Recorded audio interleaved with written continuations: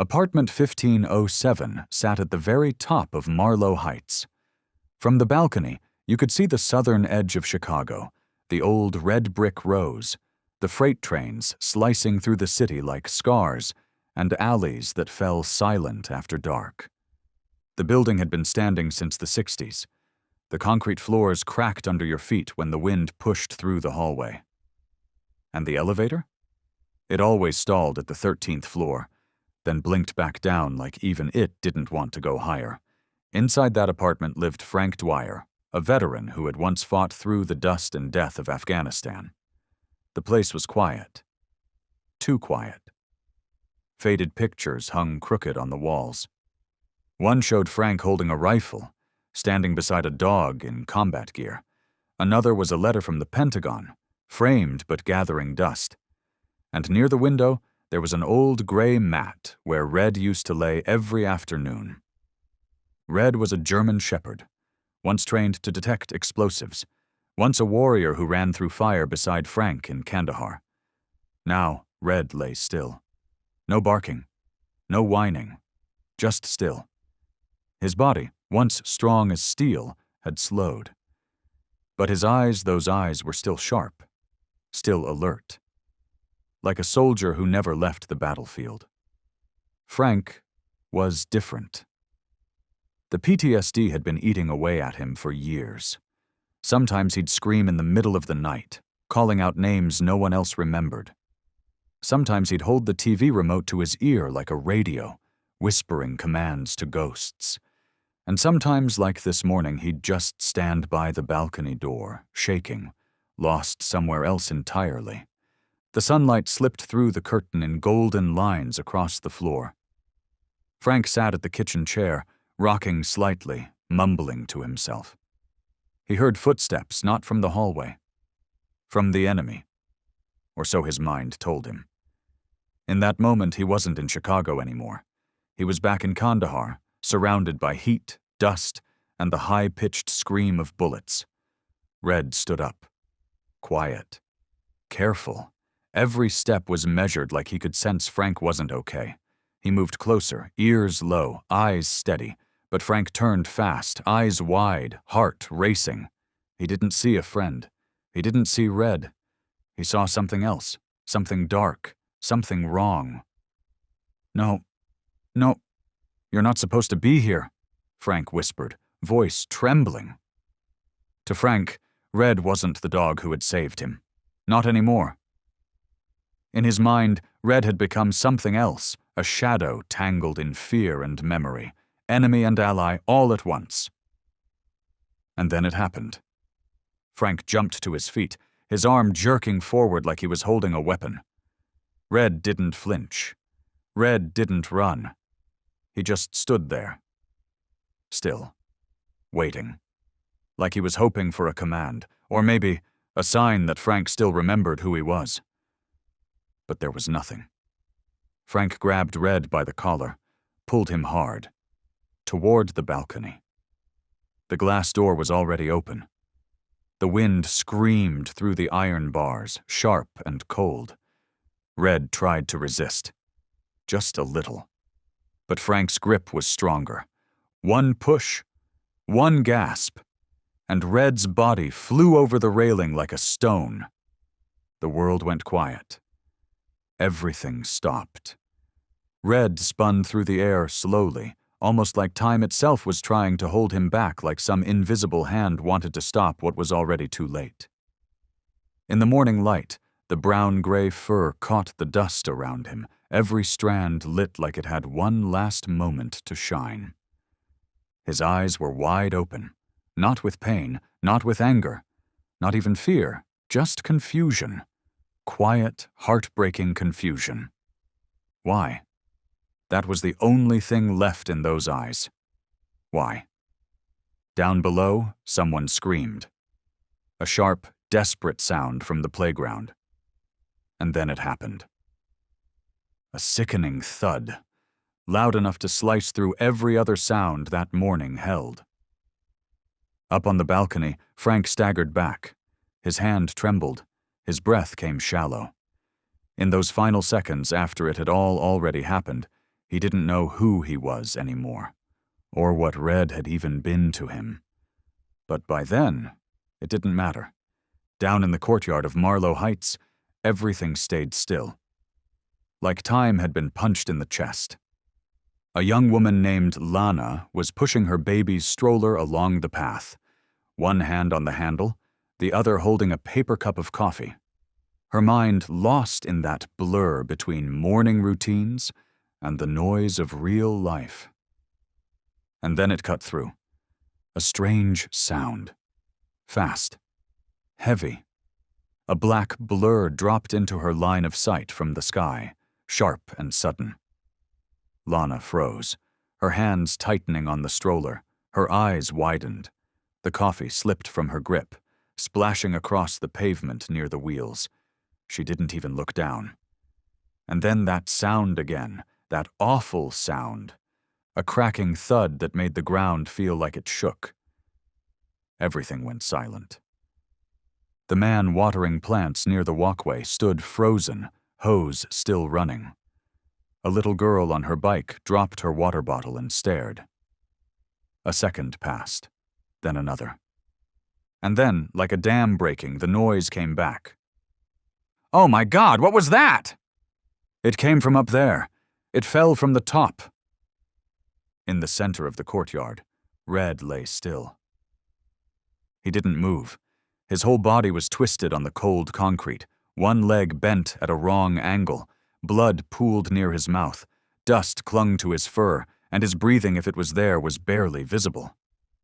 But somehow, Red was still alive. No one moved at first. No one dared. Until a teenager, Elliot, 15, still wearing his helmet, skateboard forgotten, threw himself toward the scene. He dropped to his knees beside Red, tossing off his jacket and carefully draping it over the dog's back. "Has anyone called an ambulance?" Elliot yelled, voice cracking with panic. He didn't wait for an answer. He didn't touch the leg. He didn't try to move Red. He just placed one hand gently near his ribs and whispered like he was trying to keep his best friend from slipping away. "Stay still, buddy. Stay with me." An old man leaned over the balcony above, hands shaking as he dialed his phone. A neighbor bolted into the lobby, shouting for the building manager. Within minutes, the entire complex felt like it had been slapped awake, like a dream had shattered, and something cold and brutal had taken its place. Someone had thrown a dog from the 15th floor.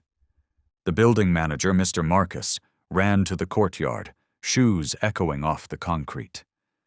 The moment he saw Red's body lying there, he stopped in his tracks. His face drained white. His voice, when it finally came, was just a whisper. "Oh my God." And still, Red breathed. Barely. But he breathed.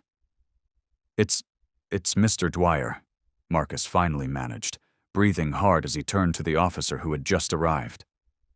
"The old guy on the 15th floor, retired vet, lived with a dog. I think it might be this one." The officer jotted something in his notepad. "Has anyone knocked on his door?" "We tried, no answer. Doors locked, curtains pulled tight." Somewhere in the distance, the sound of an ambulance siren began to echo, bouncing off brick walls, curling through alleyways, and growing louder with every second. A few people raised their phones to record, but most just stood there, frozen, like they couldn't trust what they were seeing. Red was lifted gently onto a special stretcher, the kind made for veterinary emergencies.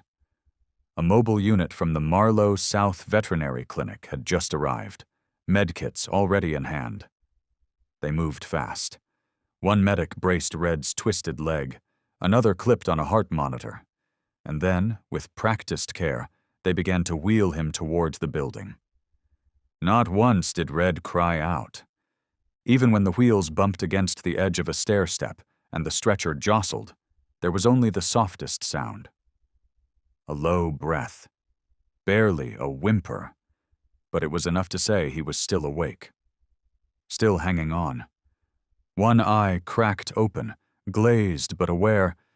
His breathing came slow, broken, but steady. As the stretcher rolled through the aging hallway, the few neighbors watching didn't speak. They just followed with their eyes a silent procession for a dog they didn't know. Every gaze asked the same question, but no one dared say it out loud. Who would do this, and why? Inside the ambulance, Red lay on his side, ribs lifting and falling in shallow waves. One of the vet techs placed a hand around his uninjured paw, gently squeezing. No words, just the touch. The kind that says, "You're not alone."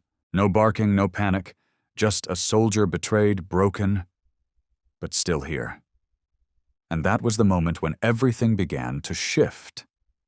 At the Marlow South Veterinary Clinic, the emergency room glowed sterile white beneath buzzing fluorescent lights. The clock on the wall read 5:48 p.m.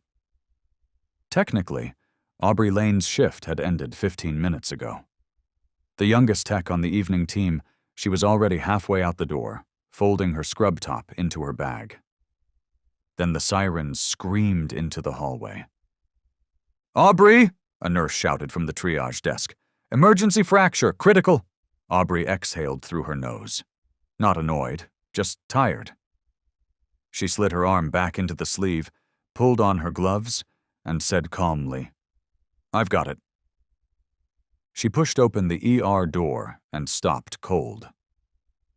On the stretcher lay a German shepherd. Big. Blood matted into the fur along his back. One leg braced in cloth and gauze, his chest rose and fell like a slow wave struggling to reach shore. His eyes were open, barely, dulled by shock. But it wasn't the eyes that froze Aubrey. It was the way he lay. Not like a pet, not like a lost dog, but like a soldier, a fallen one, left behind.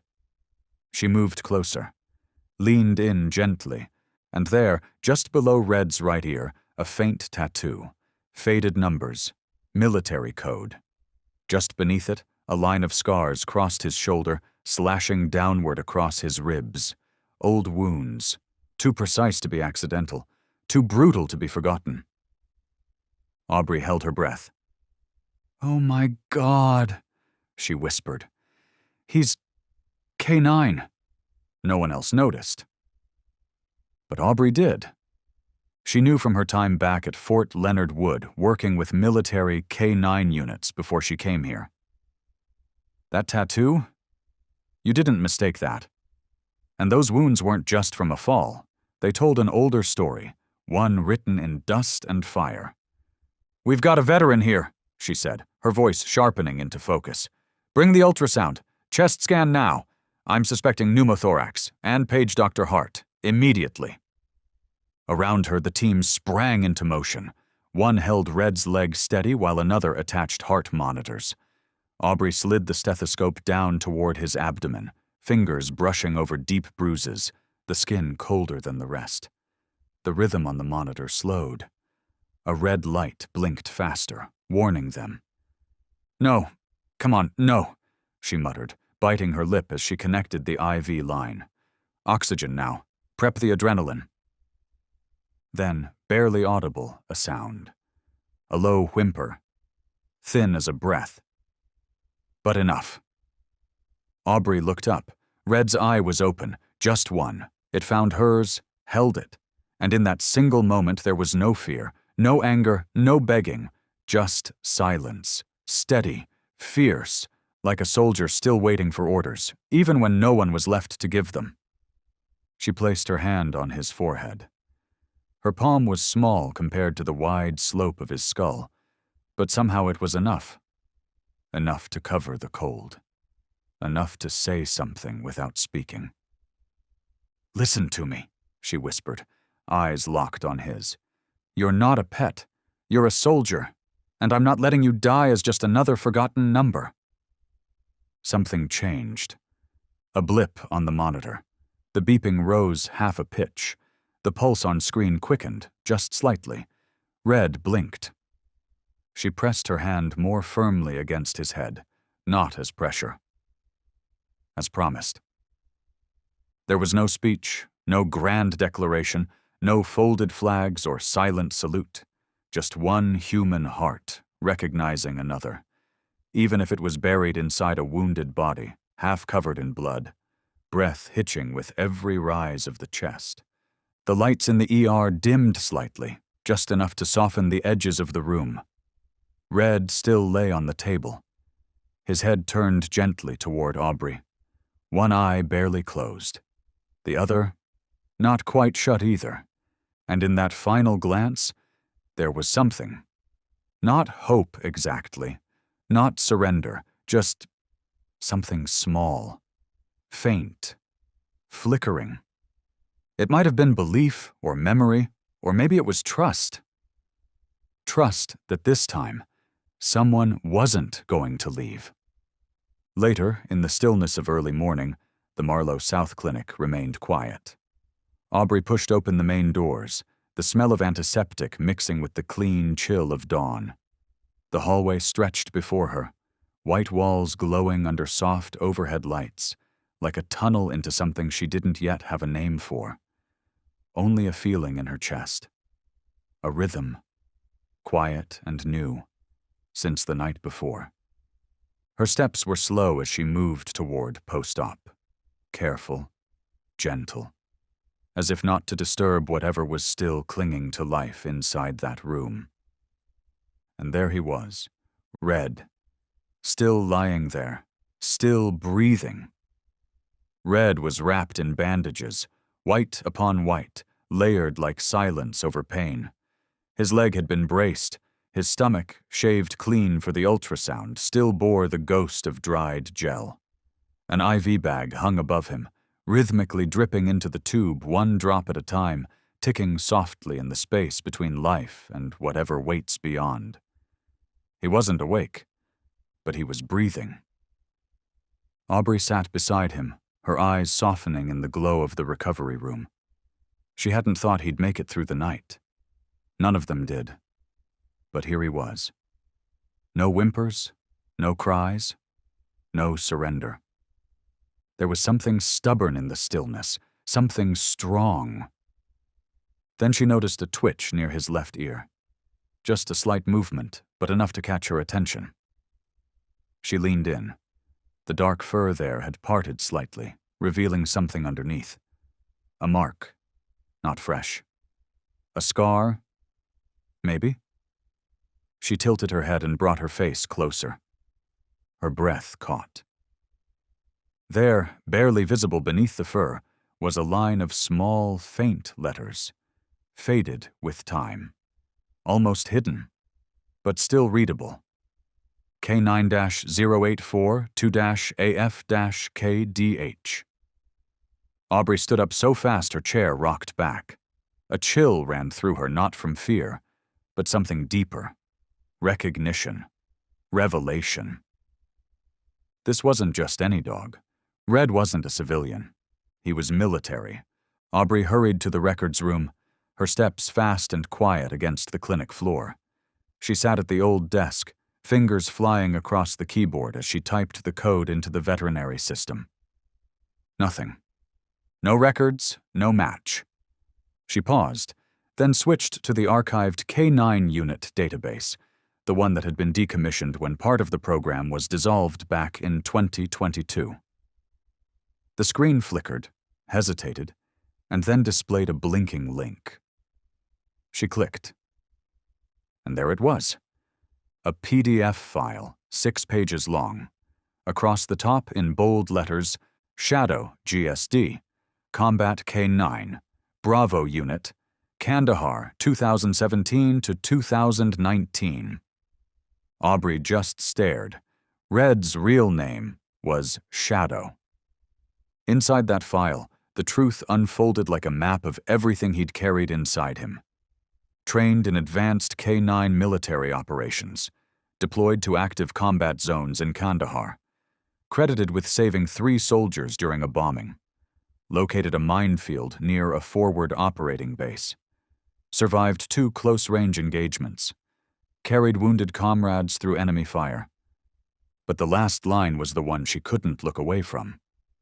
Incident, June 4th, 2019. Shadow attacked a local civilian fatality at scene case closed.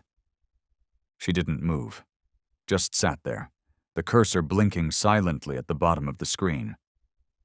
Shadow, not Red, had once been a hero, a decorated dog with more battlefield experience than most men.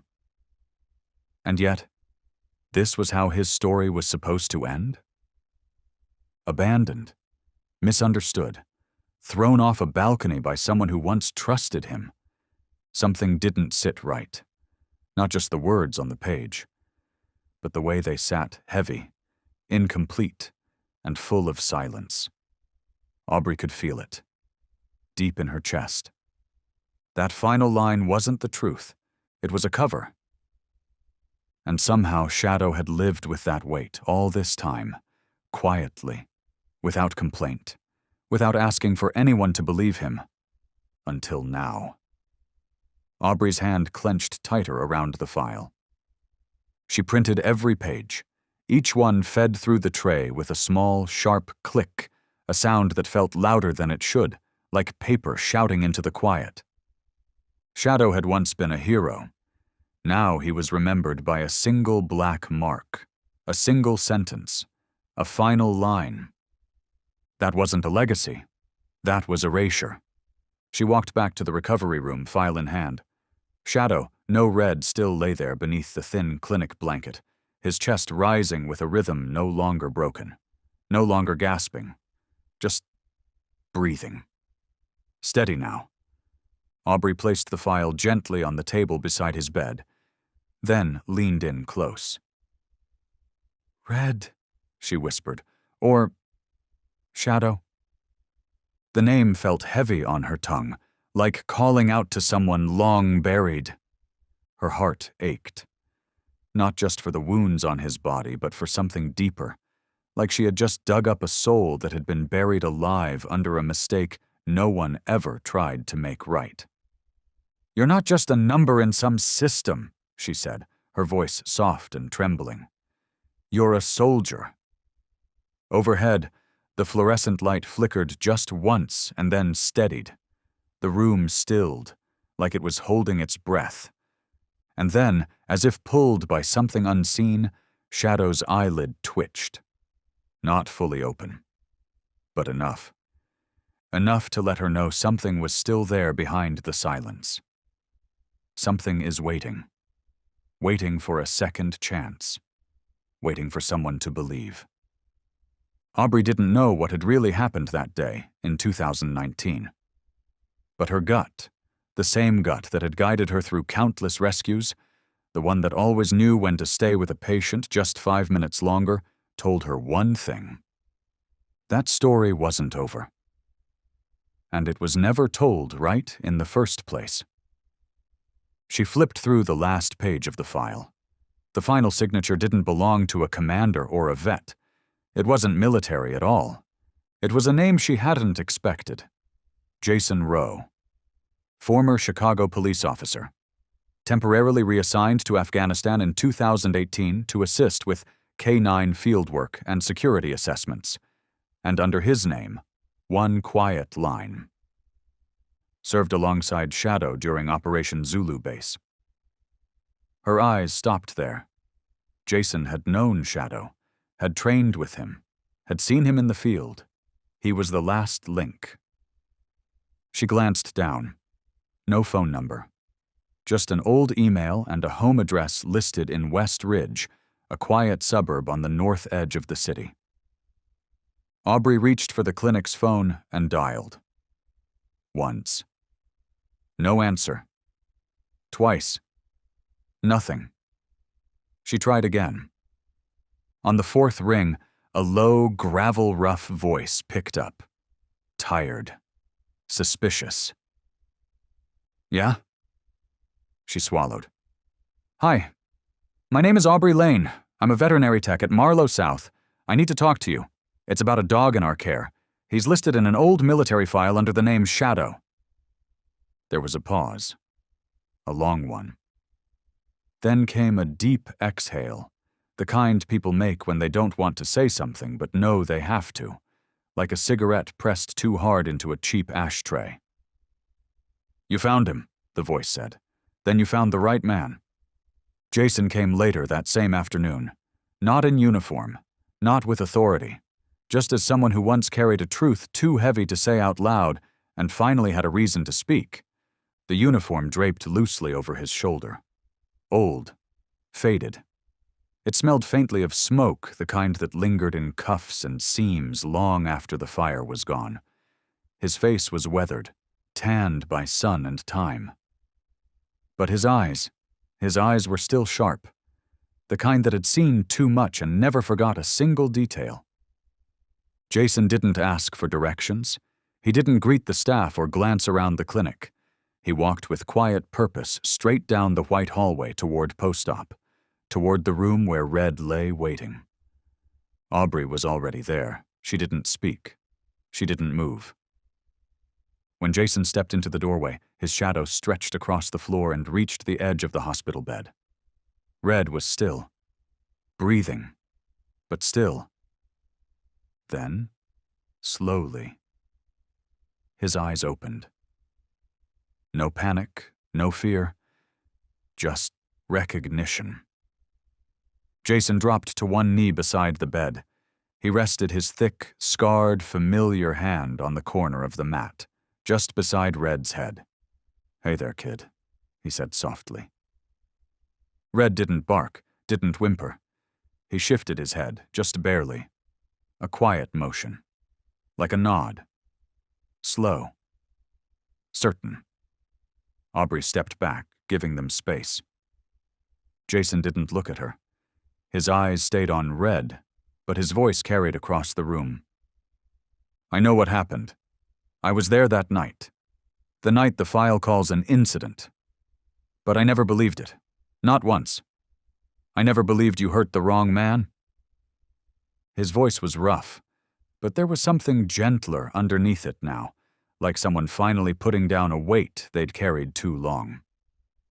He lifted his head and looked at Aubrey. "He saved my life," Jason said. "And others too. There was a medic with us. Legia Grande. He was the only one who made it out with me. Legia knows what really happened." Aubrey's chest tightened. "I tried to find him," she said. "There's nothing. His military file's sealed. No social, no hospital record. Even his Facebook's gone." Jason nodded, like he'd expected that. Legia disappeared after that night. Lost a leg. Lost hearing in one ear. Thought no one would believe his word over the systems. Thought it wouldn't matter. "But now it's the only thing that matters," Aubrey said, her voice harder than before. "Without his testimony, they'll push the narrative. Say Red's unstable, dangerous, and the board will approve euthanasia without hesitation." Jason didn't answer. He didn't have to. The silence that followed wasn't empty. It was the kind that holds a scream just under the surface, the kind that fills rooms where good men wait to be punished for things they didn't do. Red kept breathing, slow, shallow, but steady. A soldier who'd never been cleared. Now caught between two deaths, one from the fall and one from the quiet needle the system calls mercy. Jason's hand trembled slightly as he reached up and rested it on Red's head. There was no ceremony, no flag, no anthem. Just a man, kneeling beside a dog who once saved lives, and was now waiting for someone to save his. "I gave up once, Red," Jason said quietly, his voice low and steady. "Not this time." Aubrey turned to him, and in his eyes she didn't see duty anymore. She saw redemption. "Then we find Legia," she said. Jason met her gaze and nodded. The late afternoon wind slipped in through the cracked door, fluttering the edge of Aubrey's white coat. And in that silence, that small golden hush, Red closed his eyes. Not to sleep, just to rest. The chill crept in as twilight deepened. In the break room, Jason sat against the wall, arms crossed, staring at the printed file that lay on the table.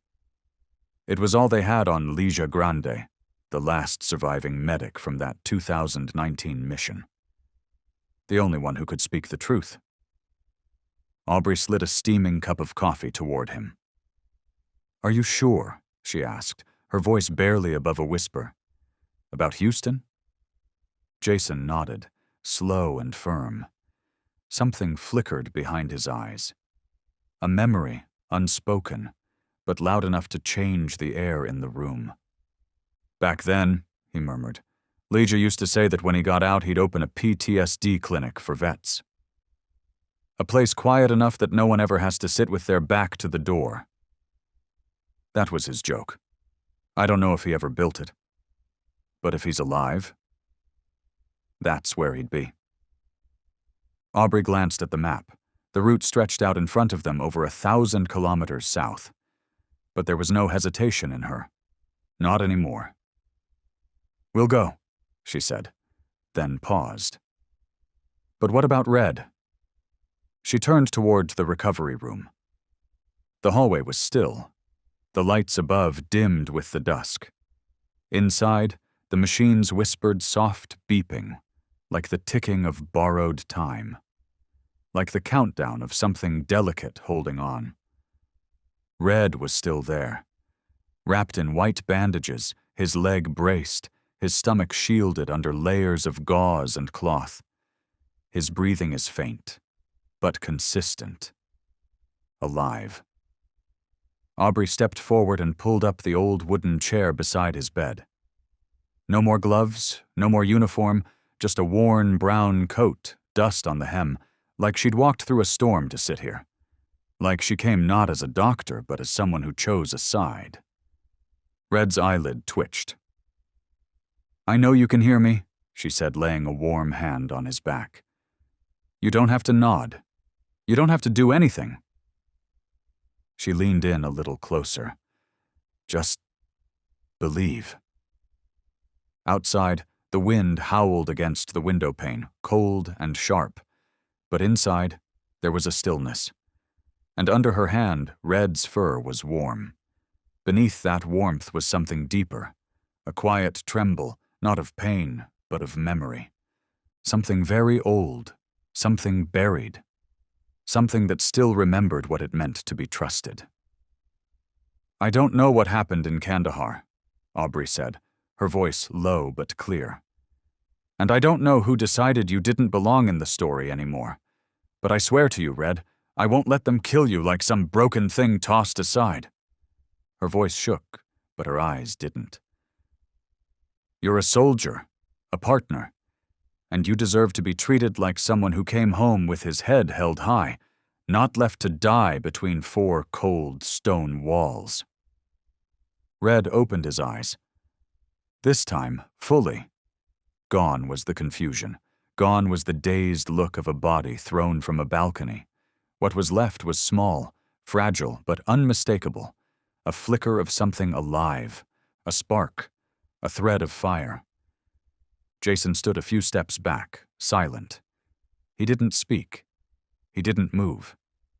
But he saw it, too, that tiny light behind Red's eyes.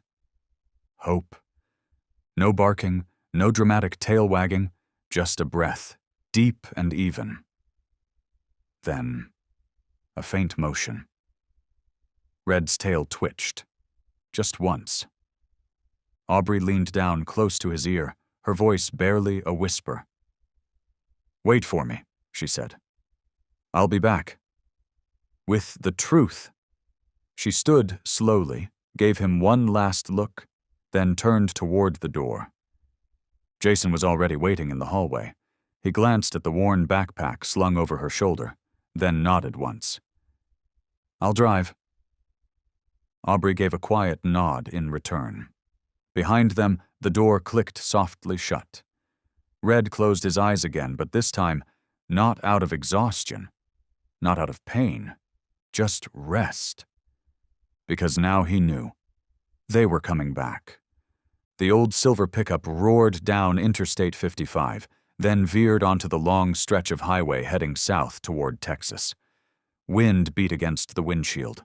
Dust curled up in little spirals behind them, trailing like the pieces of a past they weren't willing to leave buried anymore.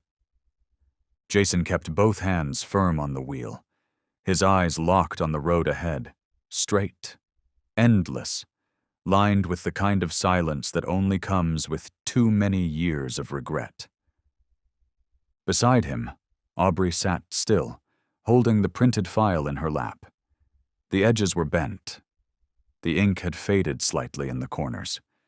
Every time her eyes fell on a photo of Red, eyes locked on the camera, body poised like a shadow carved from steel, something inside her clenched tighter. The radio buzzed quietly, the weather forecast drifting through the speakers. Clear skies for now, heat climbing. Storms are expected by late afternoon. No one spoke. Not until they'd passed the third gas station did the long pause between them finally break. Aubrey's voice came out rough, worn down from too much silence and too many thoughts. "I think I know why he never stopped fighting." Jason glanced at her but didn't speak. "Because someone believed in him once," she continued, still looking out the window.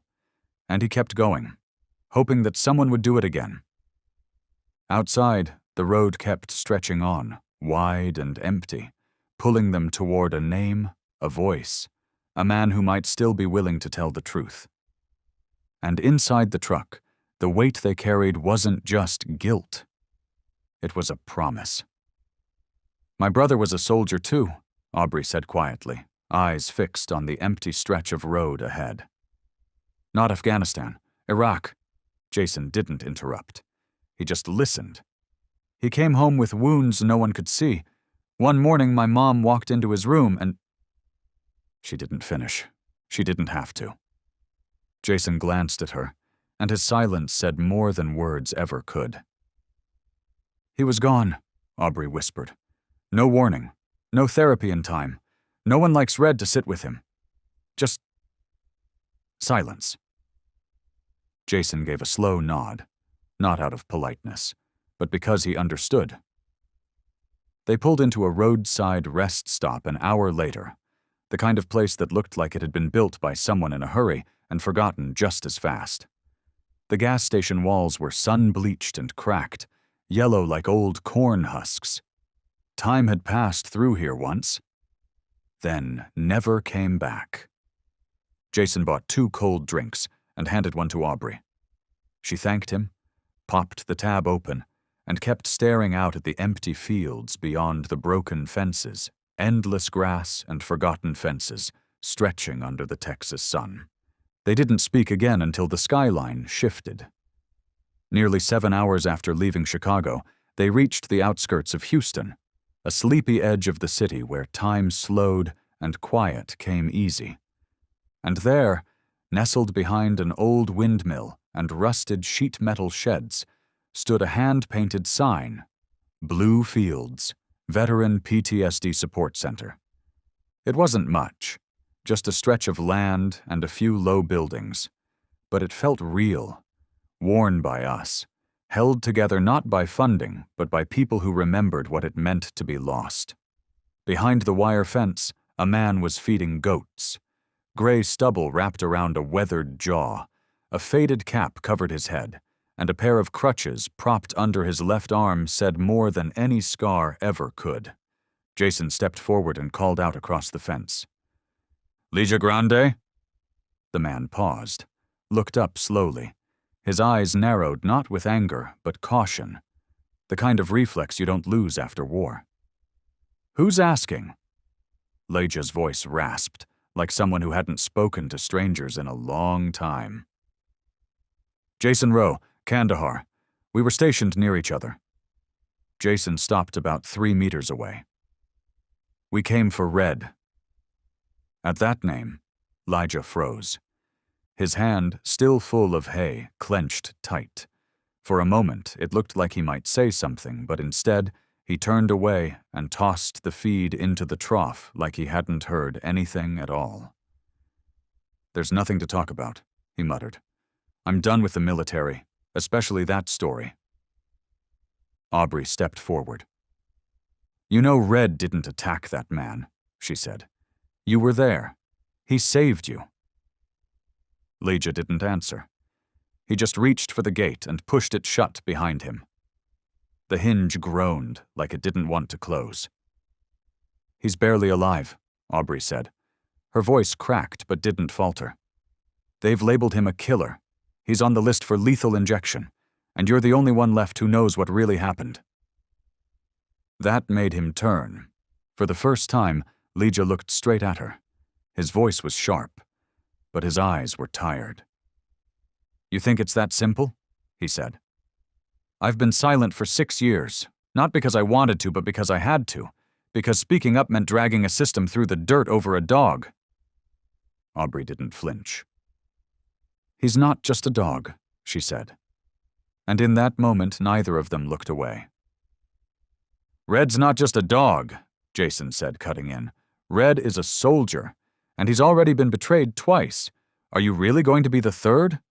The air between the three of them held still, tight like a string stretched too far.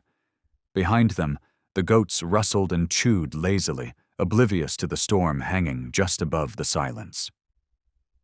Legia didn't respond at first. He turned away, shoulders tense, breathing slow like someone bracing for something they couldn't name. I need time, he muttered. Aubrey opened her mouth to press again, but Jason gently shook his head. They stepped back as Legia latched the gate behind him. When it clicked shut, Jason finally let out a breath. He remembers him, he said. The real question is whether his conscience can outfight his fear. Aubrey nodded, eyes still fixed on the fading paint of the Blue Field sign. The last light of day was gone now. Night stretched over the fields like a quiet blanket, heavy and full of secrets. Only the yellow glow from the goat shed lit the edge of the property, casting long shadows across the ground. The wind whispered through the fences, rattling loose boards and softly ringing the little bells hanging from the goats' collars. Jason waited in the truck. He didn't ask, didn't push. Some moments he knew had to be faced alone, when a stranger might reach what memory and guilt could not. Aubrey walked back quietly. She pushed open the old wooden door, and it let out a tired groan like something half asleep. Inside, the air smelled of hay, rust, and something faintly sweet, maybe the remnants of a long-forgotten barn supper, or the comfort of animals at rest. Legia was sitting on the low steps just inside, a steaming mug cradled in his hands. One of the smaller goats had curled up beside him, its head resting on his leg. It didn't stir when Aubrey entered. The old light bulb above them flickered gently, casting his face in patches of warmth and shadow. He looked worn. Not just tired, but worn through, like a coat that had shielded too many storms and never quite dried. Aubrey didn't say anything at first. She sat down across from him, the hard-packed dirt between them speckled with stray bits of straw and dust. A long moment passed before she spoke. Red was thrown from the 15th floor, she said quietly. Legia lifted his eyes. By the man who used to be his handler, she continued. A veteran. PTSD, lost control. Red broke bones, punctured a lung, liver tear. But Red survived. Legia said nothing. His gaze wandered to the dark fields beyond the open stall door. They've labeled him dangerous now, she added, her voice lowering like it hurt to say it. He's on the list, scheduled for euthanasia, this Friday. She reached into her jacket and pulled out her phone. No words, no drama, just an image. She handed it to him. On the screen, Red lay still in a clinic bed. His body was wrapped in gauze, tubes trailing from his nose, an oxygen line tucked between his teeth.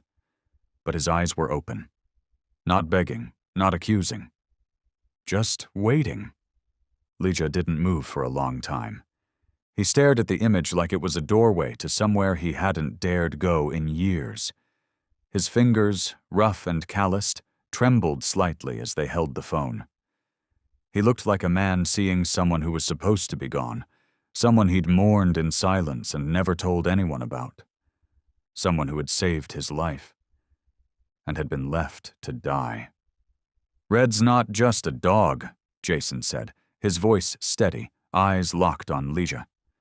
Red is a soldier, and he's already been betrayed twice. Are you really going to be the third? The words landed like stones. No one moved. The space between them felt suspended, held in place by something too fragile to name.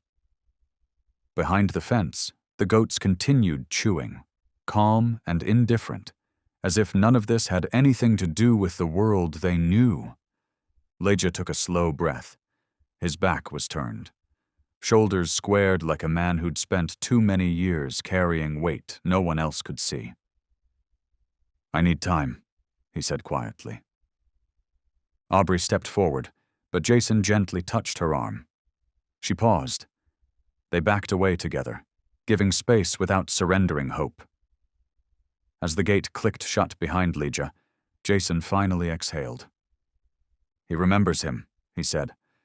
"Now it's just a matter of whether his conscience is stronger than his fear."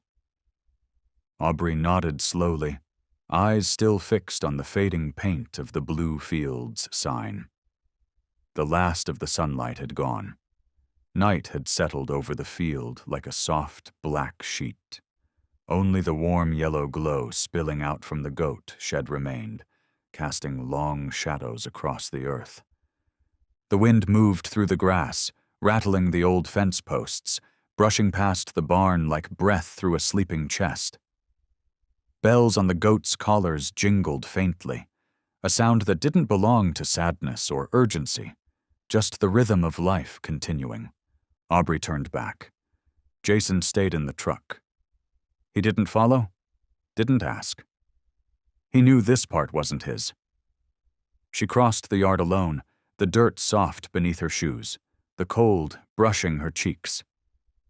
The wooden door creaked open, as if sighing after holding its silence too long.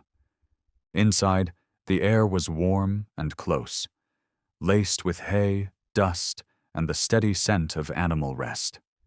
Leja sat on the low wooden steps, a steaming mug cupped in both hands. One of the goats, small, white, and half asleep, rested its head on his thigh. Neither of them moved when Aubrey stepped in. The light bulb above flickered once, then steadied. It painted his face in soft gold and shadow, tracing the lines that war, silence, and time had left behind. Aubrey didn't speak right away. She sat across from him, knees bent, her back resting lightly against the frame of the open stall. Between them, the ground was dry and cracked, scattered with old straw and fallen dust, the kind of space where truth had waited too long to be said aloud. Then, gently, she began. Red was thrown from a 15th-story balcony. Leja looked at her, not in surprise, but in something closer to pain. "By the man who used to handle him," she said. "A veteran. PTSD, lost control. Red broke bones, ruptured a lung, and tore his liver. But he lived." Leja turned his eyes away toward the field. "They've labeled him dangerous now," Aubrey said, softer. "He's on the list. They plan to euthanize him. Friday." She pulled out her phone. No speech, no argument, just one picture. She handed it over. Red lay on a vet clinic bed, wrapped in white gauze. An oxygen tube trailed from his mouth. His eyes were open, not pleading, not afraid, just waiting.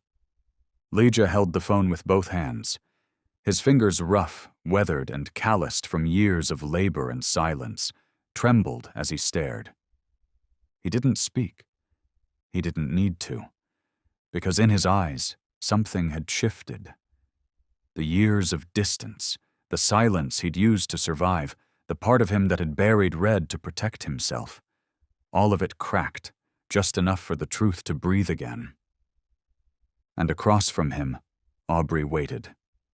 Not with pressure. Not with Jay. Aubrey rested her hand gently on her knee, her voice low but unwavering. "I need to know what really happened in Kandahar. That mission, that year. Every official document says one thing, that Red killed a civilian, but you never believed that, did you?" The space between them went still again. Legia set the phone down beside him, leaned back against the wooden post behind the stall, and took a breath that felt like it came from somewhere far beneath his chest, like memory had to be pulled up through layers of silence and guilt just to be spoken aloud. That day, it was early morning, he began. We were prepping to move stations. We had a new interpreter with us, Farid. He wasn't new to the field. He'd worked with another unit before. But Red... He paused, knuckles tightening. Red always noticed what the rest of us missed. Aubrey didn't move. She didn't blink. We started walking. Narrow alley, tight cover. Red suddenly blocked Farid's path. Wouldn't move. Just stood there, low growl in his chest, eyes locked on him. I thought it was a mistake, a stress response. But then I saw something. Under the robe. Leja's voice dropped to almost a whisper. A grenade pin. Farid was about to pull it, right there, in the middle of our team. Aubrey's breath caught.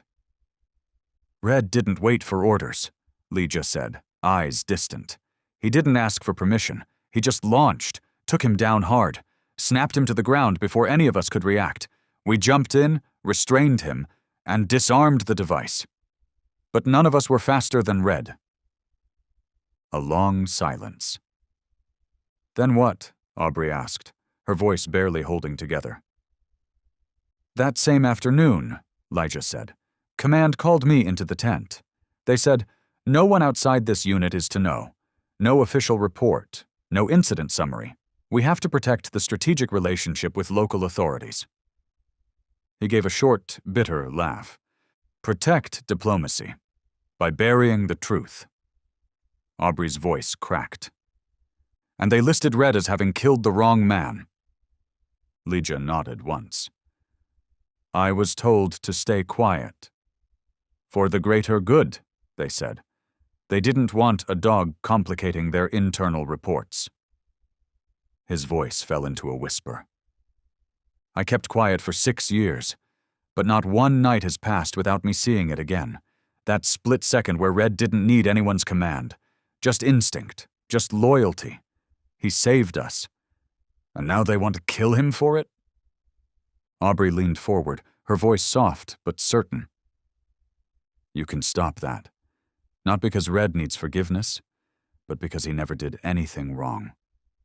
Leja didn't answer right away, but his eyes, red-rimmed and heavy, dropped again to the phone in his hand. He stared at the image of Red lying still, battered and wrapped in white, but looking straight through the screen, as if waiting for something more than justice. This time, Leja didn't look like a soldier remembering a comrade. He looked like a man staring at the life he owed. The night still hung over Houston. The sky outside had shifted to a dull, paper-gray, heavy like wet newsprint, soaked and wrinkled by everything left unsaid. The sun hadn't come up yet, but the world was already changing. In the small wooden room behind the goat shed, Leja sat alone now, hunched over a worn table. The desk was scarred with scratches, years of use etched into every corner. The light above him buzzed faintly, spilling warm yellow across the wood. In one hand, he held a pen. In front of him was a blank affidavit form. And for the first time in 6 years, his silence began to write the truth judgment. Just with the hope that maybe, finally, the truth would stop hiding. The first sheet was folded in half. Wrong wording. Leja shook his head. He didn't want to get even one line wrong. The second try was clean. Precise. Just like him. No embellishments, no emotion, just the truth. Supplemental report. Mission number KDH042019. Date, April 14th, 2019. Location, Kandahar, Afghanistan Unit, Team 7, Rapid Response Battalion. Witness, Leja Grande, Field Medic. During station transfer, K-9 Shadow, ID number K9782, identified an object hidden inside the robe of a local interpreter, later confirmed to be a live grenade. Shadow engaged the target. No casualties among unit members. Shadow prevented an internal attack and saved the entire team. The official report did not document the event. I confirm, Shadow did not cause a mistaken death. Shadow is a hero. Lijah signed his name at the bottom and handed the page to Aubrey.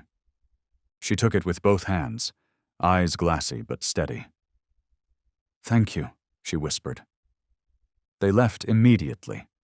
The town was small, quiet, and one of the last places left with a working fax machine. The print shop smelled of old ink and forgotten letters. Jason fed the page into the tray, typed in the number listed at the bottom of the original K9 file, a direct line to the Department of Defense. The machine buzzed, the paper slid through. A low, steady hum filled the air like a heartbeat. Software, nervous. "Sent," Jason said. "Confirmed receipt. Now we wait." Aubrey didn't answer. She was already halfway out the door. She just needed to get back. Night had fallen over Marlow South. The wind outside the windows carried the damp scent of earth and antiseptic. Inside, it was still. Red lay quiet, his breathing shallow. The softest wool blanket had been laid across his back, but his temperature hadn't come down. His eyes were open barely and slowly now, dulled by fatigue more than pain. But he was still awake, still waiting. Aubrey stepped into the room like a breath. She moved quietly, not wanting to disturb the calm, not wanting to rush the moment.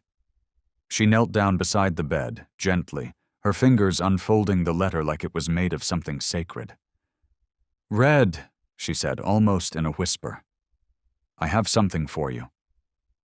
She laid the page beside his face, like maybe he could smell it. Not the ink, not the paper, but the weight of what it carried. Then she began to read, word by word, line by line. Her voice was soft, slow but steady, like a heartbeat against silence. No trembling, no skipping, just the truth spoken back into the world. And when she reached the final line, "I confirm, Shadow did not cause a mistaken death. Shadow is a hero." Red's tail moved. Just once. A soft tap against the blanket, barely a sound, but clear. A signal, not of strength, not of energy, of understanding, of peace. Aubrey let the silence return. She didn't cry. She didn't speak again. She just reached out, rested her hand on his head, and closed her eyes. Outside, the wind shifted, brushing against the windows like a quiet hand. Inside, Red breathed. And for the first time since that fall, it wasn't just to survive. It was because something inside him finally felt seen. Jason stood by the door, hand clenched around the edge of his jacket. He didn't say anything, but his eyes were burning. Not from the cold. Not from fatigue. He knew what that quiet tail tap meant. It wasn't goodbye. It was recognition. A reply. The same kind Red used to give on the battlefield. No barking, no fuss, just a signal. "I hear you." Red had never asked for much, just someone who believed him. One order spoken with clarity, one wrong sentence rewritten. And now, after everything, Red let out one long breath. Deep, slow, a release. Not from pain that hadn't left him, but from the weight of being misunderstood. He could rest. Not because he was better, but because for the first time, someone had said the truth out loud. His eyes closed. It wasn't surrender. It was trust. Jason stepped forward and placed his hand on Aubrey's shoulder, gently. Red's still fighting, he said softly. But his spirit, I think it's finally calm. No one spoke after that. Outside, the wind moved through the trees. It didn't howl, it whispered. And in that breeze was something subtle, something hard to name. The faint scent of soil, antiseptic, and truth. Not loud, but unmistakable. The next morning, the light over Marlow South was pale and quiet. In the small admin office, Jason was making coffee when the phone buzzed. A single email. Plain subject, no bold lettering, just cold black text on white. DOD, Response Unit, Case K, 9782/Shadow. He opened it. His face didn't change, but his hand tightened on the mug, knuckles going white. He read it once, then again. The message was clear, precise, empty. Supplemental testimony from witness Leja Grande has been received. Case K9782 will be reviewed by the K9 Record Board. Current classification remains. Not eligible for recovery, behavioral risk. Section 12, Clause 4C. Record status will be reconsidered within 7 business days. Jason walked over and handed the phone to Aubrey. She took it slowly, eyes scanning the message. When she reached the final line, her fingers froze. 7 days? She said under her breath. Red doesn't have 7 days. Jason sat down across from her, set the coffee aside. Leaned back in the chair, exhaled through his nose, eyes closing for a long moment like he was trying to force stillness into a room full of noise. They're stalling, he said, waiting for him to die. That way no one has to sign anything. No reversal, no mess. No accountability, Aubrey added, her voice cracking. No apology. She stood up, the words catching in her throat, her hands curled into fists. So, what do we do?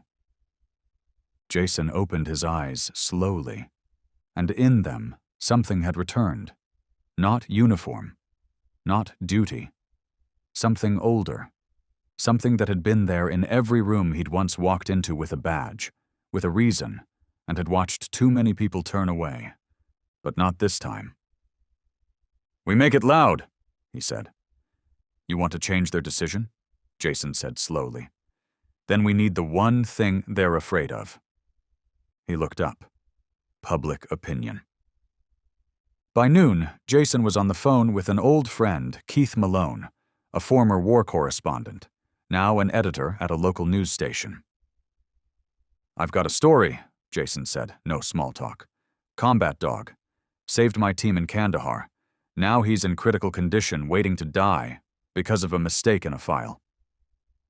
Keith went quiet for a few seconds. Then his voice returned, sharp and clear. I'm coming. I'm bringing a camera. That afternoon, the light in the ICU room was dimmed. Soft amber tones filled the space, gentle on the eyes, gentle on the heart.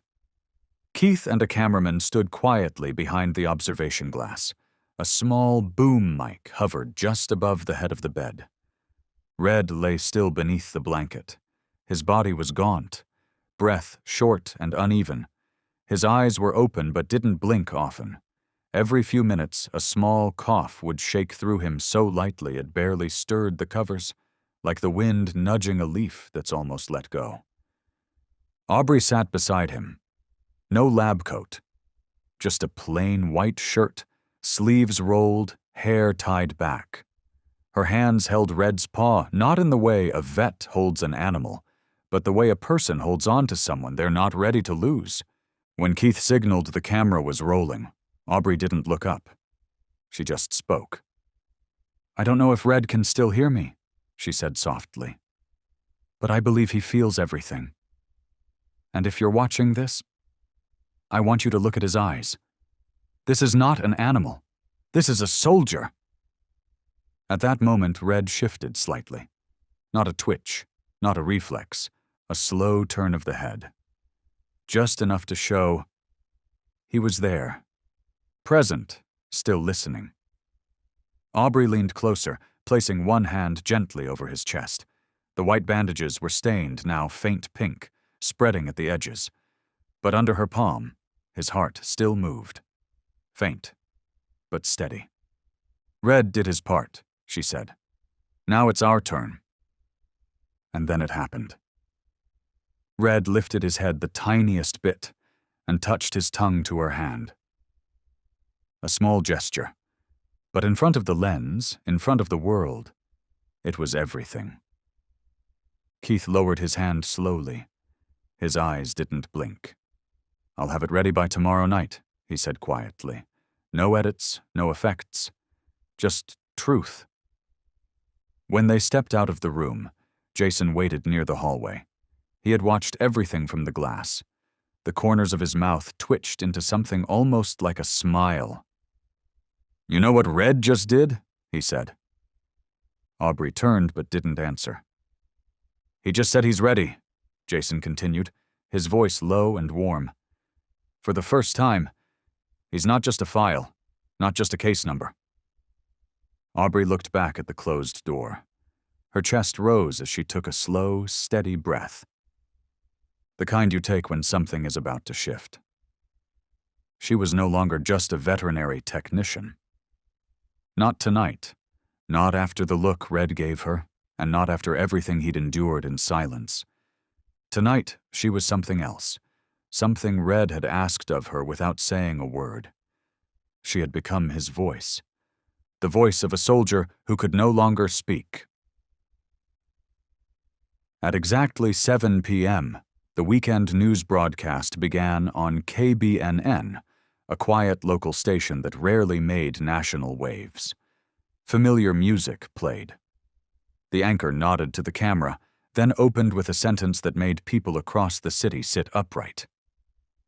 "A dog who once served on the battlefield of Kandahar, a dog who saved the lives of U.S. soldiers, is now lying motionless in a recovery ward, not because of injuries from war, but because of a line in an old file, and a lethal injection order that could be signed at any moment."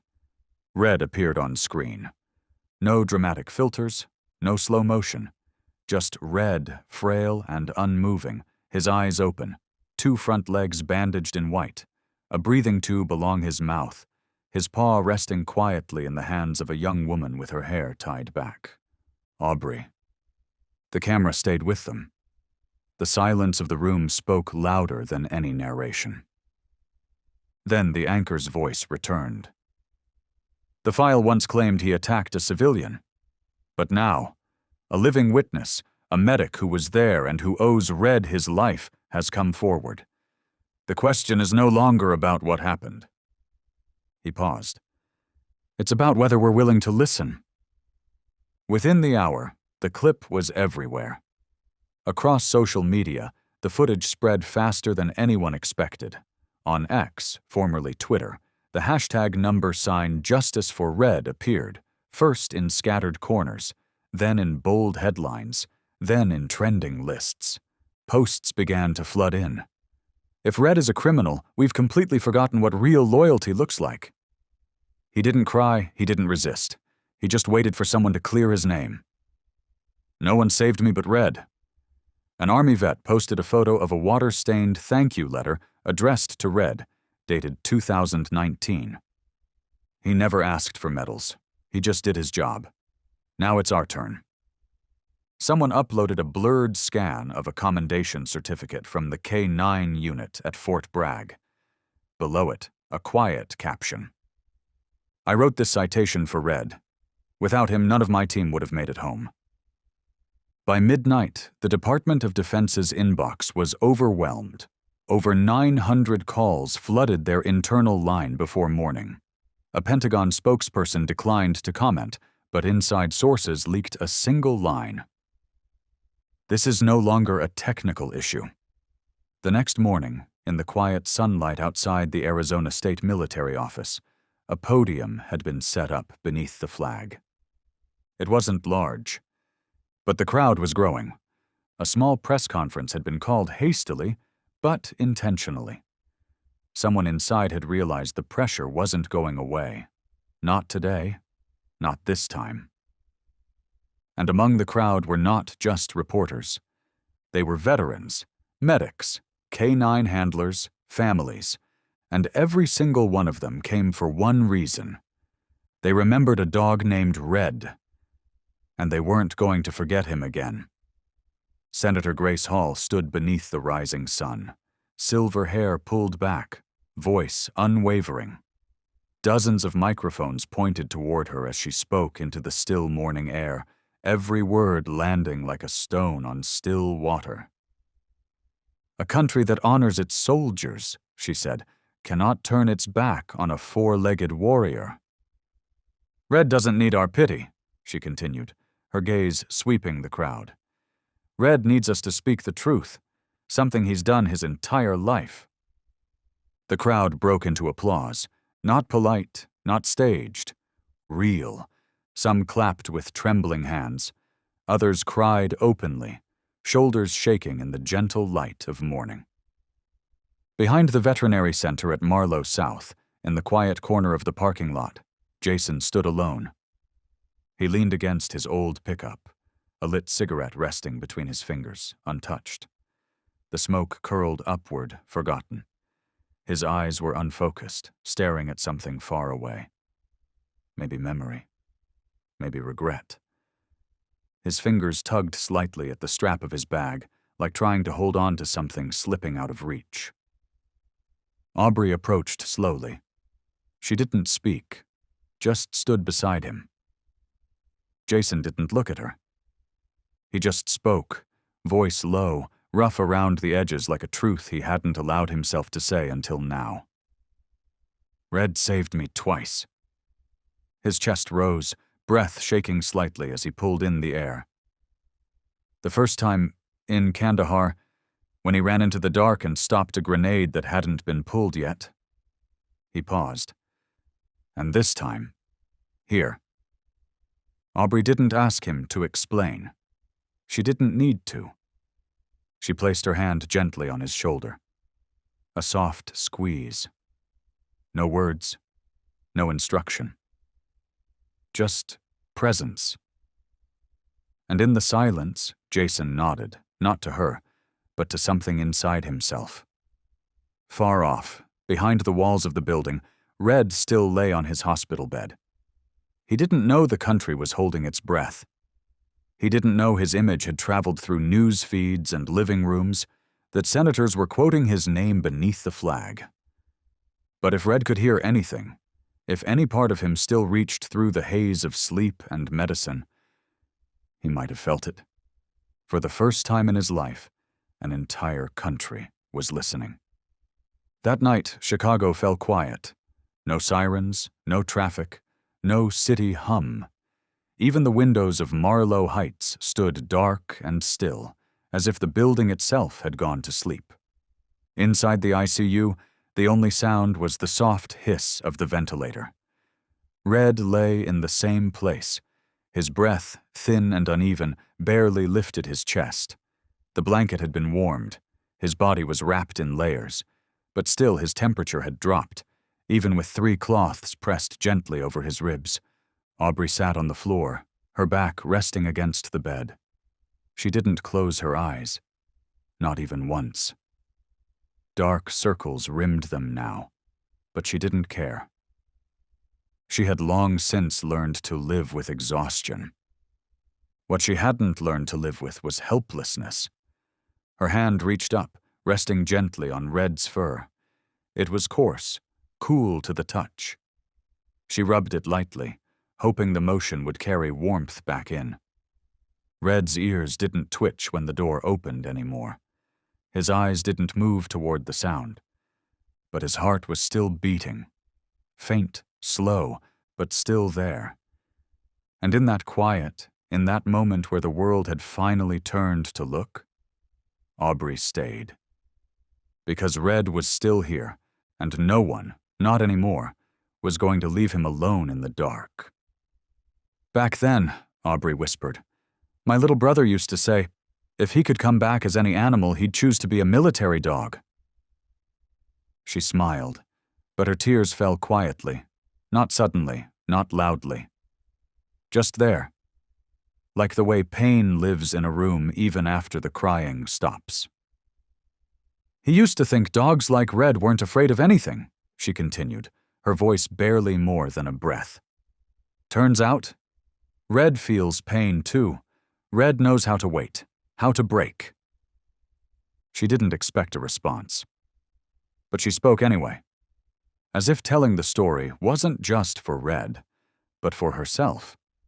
In the stillness, she let the memories come, one by one. How she stayed up nights studying heart murmurs in vet school, the first time she held a silent chest and felt it beat again under her palm. The little husky she rescued from a drainage pipe on her first internship was too cold to whimper, but somehow still fighting to breathe. She told it all in a whisper, the kind of tone made not to wake a sleeping child. Red didn't move, but Aubrey believed something deeper, that stories are a way to keep a soul from wandering too far. Around 3 a.m., the door opened quietly. Jason stepped in, arms wrapped around a folded piece of cloth, a faded camo shirt, edges frayed, still carrying the scent of old tobacco, sweat, and something heavier. Memory.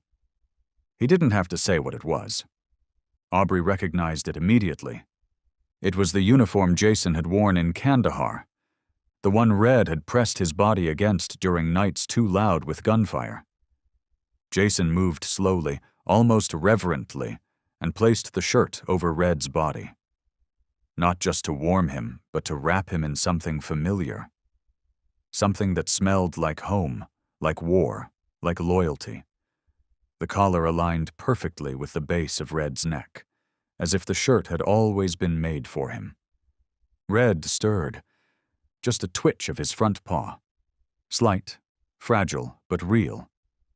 Jason dropped to one knee beside the bed, hand resting gently on Red's head. "Sleep," he murmured, voice hoarse. "We're here tonight. We're the ones on watch now." Almost dawn. Beyond the glass, the first streaks of light began to climb over the city skyline, pale and tentative, like a promise still figuring out how to be kept. That morning light crept into the room, brushing softly against the floor, finding the edge of Red's bed like it knew where it was supposed to go. Red turned his head. His eyes opened. Not wide, not afraid, just open. Aubrey saw it first. Not the movement, but the look. There was no pain in Red's eyes anymore. Only stillness. A quiet kind of peace she had never seen in him before. His gaze drifted toward the door, where that faint ribbon of sunrise now shone. Neither Aubrey nor Jason spoke. They didn't move. They just let the moment stretch, quiet as breath, deep as prayer. Red's chest rose, then fell. Shallow, rhythmic, like the last verses of a lullaby. Then, a buzz. Jason's phone, muffled in his jacket pocket, vibrated once. He stood, glanced at Aubrey, and stepped outside to take the call. Red remained, wrapped in memory, in story, in a camo shirt that smelled like before. And in the hush that followed, only one truth remained. He was still here, still holding on. Because sometimes, the body breaks long before the heart does. When Jason stepped back into the room, his eyes were rimmed red, but there was light in them. "The euthanasia order has been suspended," he said, his voice calm but charged. "The Department of Defense just issued a directive. Red is to be kept alive until the Military Medical Board hears the full testimony." Aubrey leaned over Red, wrapping her arms around him. She didn't cry, not this time. Instead, she leaned close, whispering just beside his ear. "You're not alone anymore, soldier." For the first time since Red had plummeted from the 15th floor, no one called him a pet, or a case file, or a patient.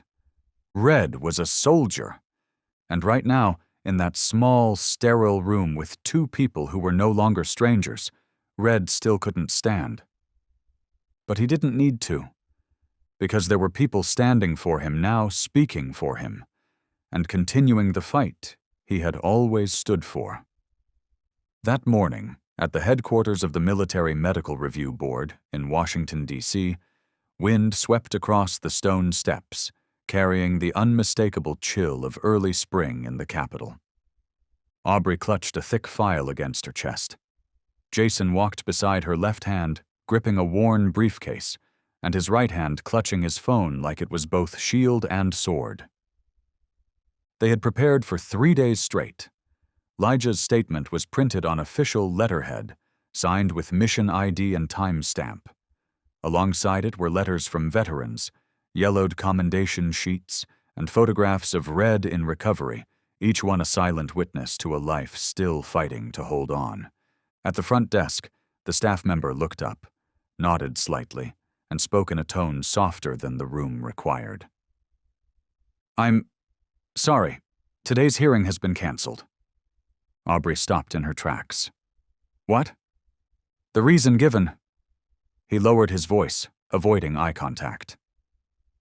"Not enough grounds to call for an emergency session. It may be revisited during routine review cycles." Jason didn't say a word, but the leather handle of his bag let out a faint, sharp creak as his hand clenched tighter. Aubrey steadied herself. "We have confirmation. We have the emails. We have a living witness. We have evidence." The clerk looked around, then leaned forward, speaking almost in a whisper. "The file on Red," the clerk whispered. "It's no longer here. Word is it's been transferred to a special K-9 task unit. That group doesn't fall under the board's public jurisdiction." Jason's voice dropped to a growl. "What are you saying? That someone's trying to bury this?" Silence. Tense, wire-tight silence. Jason turned away and pulled his phone from his coat pocket. His hand trembled slightly, but his voice came out sharp and clear. "Kirk, it's me. Jason. Red's file has been pulled. The hearing's canceled. They're shutting him out through protocol. You got room on tonight's news slot?" Behind him, Aubrey stepped back and leaned against the wall. Her eyes stared blankly at the edge of the reception desk, but her mind drifted far beyond the room. Her heart wasn't racing. It was slowing, each beat dragging like a metronome with no drummer left to follow. Red might not make it to the next review cycle. His body was failing, little by little. What scared her wasn't death. What terrified her was that Red would die quietly, filed away, forgotten like some system error being overwritten. She closed her eyes. And in the darkness behind her lids, Red appeared again, lying in that hospital bed, eyes dim but never defeated. Eyes of a soldier still waiting for the final call. Jason returned. He didn't say a word. He didn't need to. The fire in his eyes told her enough. There would be a voice. There would be a screen. And this time, Red's story wouldn't hide behind case numbers or redacted reports. This time the world would feel it. This time, Red would not be hidden behind file numbers or confidential reports. As they stepped out of the military office building, a soft rain had begun to fall. Thin droplets tapped steadily on the glass awning overhead, a rhythm that did nothing to ease the weight of disappointment pressing on their shoulders. On the stone steps, Aubrey paused. She turned back, eyes fixed on the heavy steel doors that had just closed behind them. "Red can't speak for himself," she whispered, almost like a reminder to her own soul. "So we speak for him." Jason stood beside her, silent. The wind tugged at the frayed hem of his coat, the same one he'd worn from the deserts of Kandahar to the precinct office, and finally to the small room where he learned Red had been discharged. "Tomorrow," Jason said slowly, "we start again. With the press, with television, with any platform where people still understand what loyalty means." Aubrey nodded. For the first time, she truly understood the helplessness of standing in front of a system too big to touch. But for the first time, too, she realized that in her hands once meant only for syringes and gauze, she now held something more. A chance to reshape how the world remembers a dog that once stood between men and bullets. Rain was still falling when Aubrey returned to her small apartment at the end of Elmwood Street.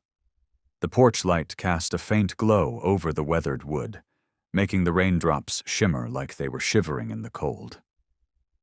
She stepped over the damp welcome mat and reached for the rusted mailbox. Inside, a single envelope lay neatly.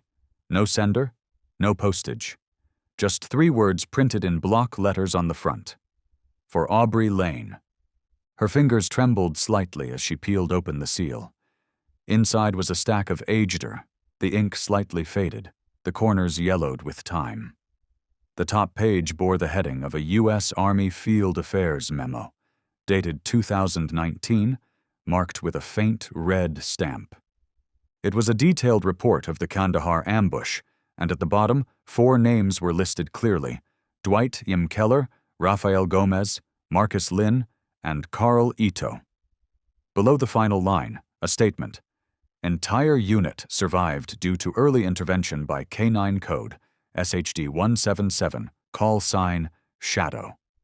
Aubrey sat down hard on the porch steps, the papers slowly dampening in her hands.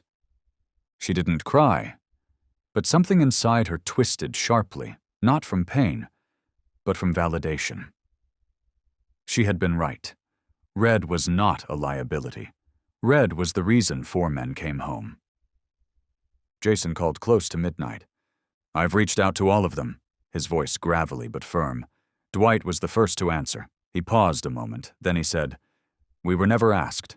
They kept us quiet. But we're ready now." Aubrey gripped the phone tighter. "Good," she whispered. "We won't let them bury the truth again." The next morning, inside a dusty old meeting room at the County Veterans Center, 4 men sat in a row. They wore civilian clothes. On the table in front of each of them lay a signed and notarized statement. Morning light slanted through the fogged window pane, falling across the scars on sleeves, the scratches on wrists, and the heavy stillness in their eyes, the marks of men who had once stood inches from death. Jason set up the camera. All 4 turned their gaze toward the lens. Sergeant Dwight spoke first. "My name is Dwight Keller. In March of 2019, I survived an ambush because of Red. Without Red, I and the 3 men sitting here would not be in this room today. No one's ever asked for our story. But today, we choose to tell it. Not for revenge, for justice." When the video went live, Aubrey didn't expect much, but within 6 hours, the views surged into the hundreds of thousands. By 24 hours, the number broke 3 million. Comments poured in like a flood. Red is a hero. A warrior like him must not be left to die in silence. They've hidden the truth long enough. Aubrey read them one by one, like reading 1,000 voices speaking back to her own soul. What she felt wasn't just relief. It was something deeper. Validation.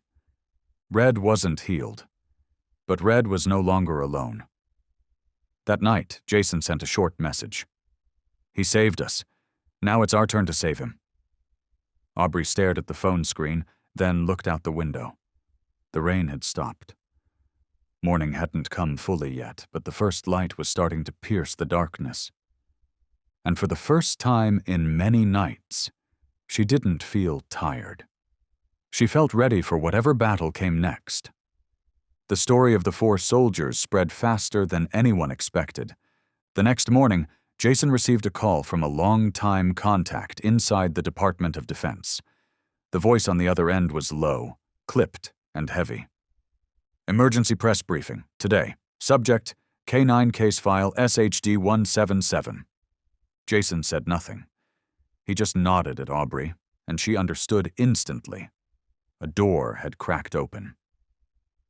That afternoon, the Pentagon press secretary appeared on national television, his face taut.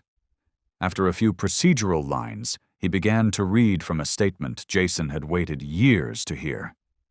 Part 3. The clock was ticking. The Pentagon didn't say much at first, just a press briefing, the usual faces, the usual suits. But then the spokesperson began to read. The Department of Defense acknowledges that during the handling and assessment of case file K9 SHD 177 sign Shadow, there were significant breaches in both protocol and ethics. Several individuals from the Special K9 Review Unit knowingly withheld witness testimony, refused to reopen the investigation, and moved forward with euthanasia based on an incomplete file. Every word landed like a hammer, cracking through the walls that had kept the truth buried for 6 long years. The euthanasia order has been permanently withdrawn. K9 Shadow is hereby reinstated with full honors and recognized as a decorated combat veteran for service in Kandahar. Jason didn't say a word. He just clenched his fists. Aubrey broke down not from fear this time, but from something softer, something heavier. Relief. The day Red was finally moved out of critical care, the sky above was a soft, aching blue. Not a cloud in sight. A white transport van pulled up outside the rehabilitation center for retired military dogs. The words, Hope Unit, were painted on the side. Simple. Quiet. Like it didn't want to draw attention, just do what was right. The medical team opened the back. Jason stepped forward and gently lifted Red into his arms.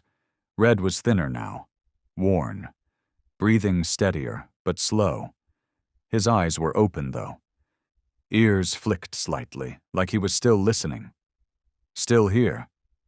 There wasn't a crowd, no bugles, no flags. But something better happened.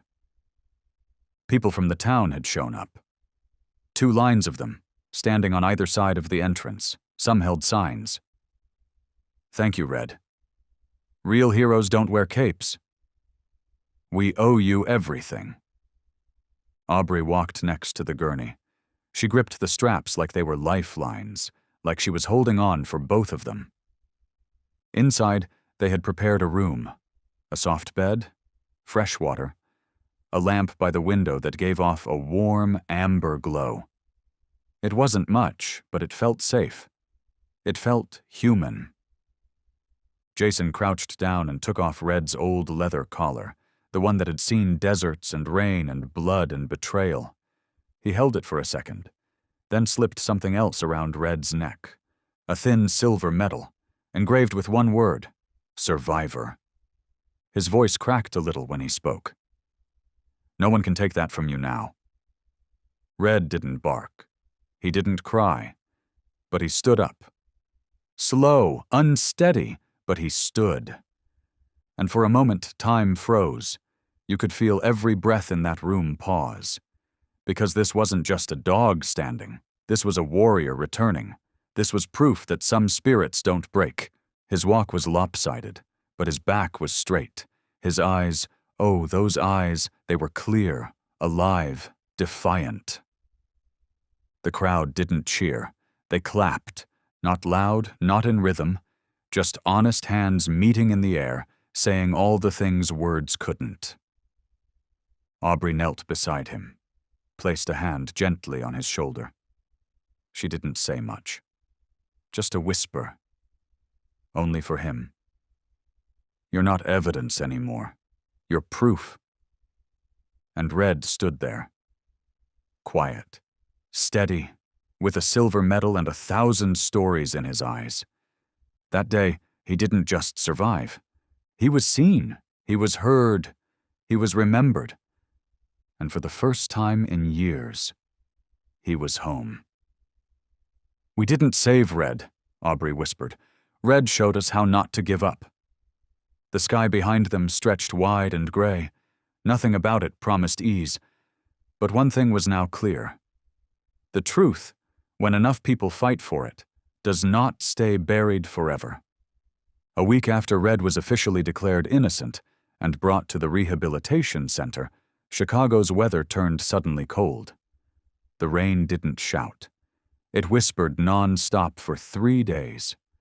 That quiet, that damp stillness, it settled deep. And in that stillness, Red began to fade. Hour by hour, bit by bit. Early that morning, Jason's phone rang. Urgent. The voice on the other end was usually calm, but not today. "You need to come now," the doctor said quickly. "Red is bleeding internally. It's the old injury. It ruptured again. This time, we can't stop it." Jason didn't wait for anything else. He threw on his coat and ran out the door, straight into the rain. Inside the treatment room, the light was soft and golden. Red lay still. His body didn't move much. His breathing was shallow. His belly looked a little swollen. Aubrey was already there. She'd been sitting quietly since dawn. She wasn't crying. Her eyes were red, but her voice was calm, almost too calm. Her hand rested gently on Red's paw. It felt colder than it should have. On the table beside them, a bowl of porridge sat untouched. Red hadn't eaten since the night before. "Aubrey," Jason's voice was low. She shook her head. She wasn't done speaking to him. "You remember the first time I fed you?" she whispered, her fingers stroking the fur above his paw. "You licked the spoon so carefully, not fast, not greedy, like you were afraid you might spill something precious." Jason stood beside them. He didn't interrupt. These memories, they were the thread holding Red to this world. No one had the right to cut them short. "And that time I was changing your bandages, you let out a tiny sound. Not a whine.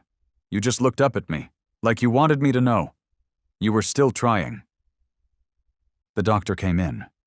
His expression told the story before his words did. "We tried another transfusion," he said gently. "But Red's body isn't responding. His organs are shutting down. His heart, it could stop any time." Aubrey nodded. She didn't move her hand. Near the window, the curtains were slightly open. Morning light was beginning to rise behind the clouds. Pale orange, soft like a quiet promise. Jason stepped forward and pulled the curtain back just a little more.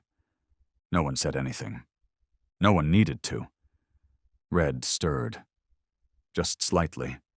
His eyes fluttered open halfway, and they turned, slow and heavy, toward the window. He didn't gasp.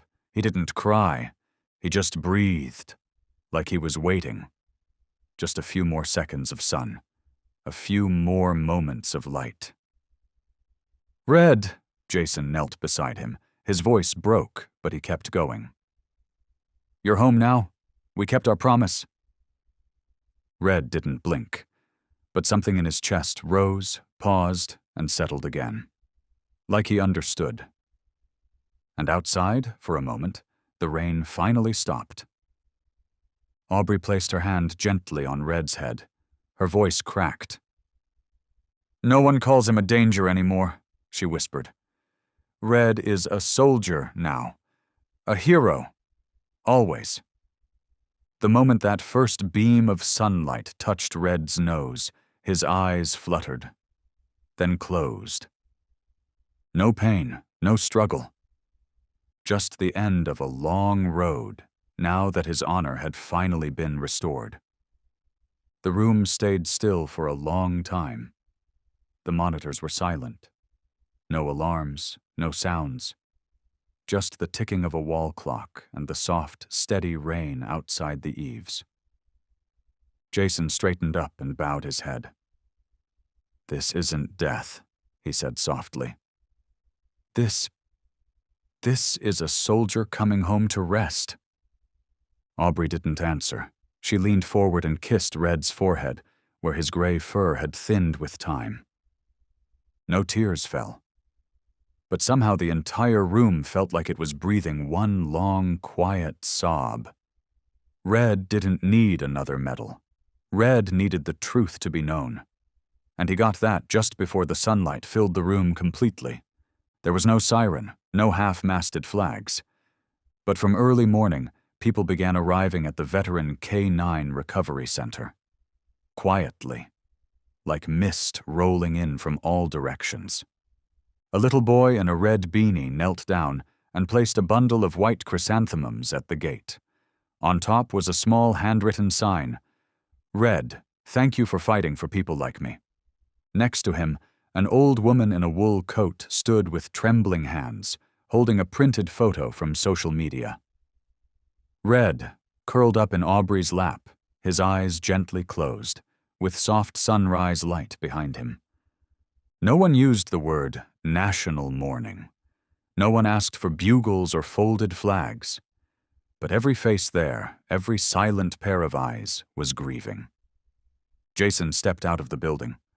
White shirt, black pants, no badge, no stripes. He wasn't an officer anymore. He wasn't even a soldier. Just a man, keeping a promise to a friend. "We're here today," Jason began, voice clear, "because one life, not a human life, made an entire country pause just to listen." No applause followed. Only the breeze and the sound of paper photographs quietly flapping in people's hands. Then, 4 men stepped forward. The same 4 soldiers Red had saved in Kandahar back in 2019. They stood in a line, silent. When Jason said Red's name slowly, steadily, with the weight it deserved, they all raised their right hands to their chests. Not a salute, not a command, just a goodbye from one soldier to another. And then, from the crowd, a little girl stepped forward. Her hair was tied in 2 neat braids. She held a piece of paper folded in quarters. Her hands shook, but her voice didn't. Each word she spoke was clear as day. Red never wrote a journal. Red never gave a speech. He just sat there in silence and made the world go quiet with him.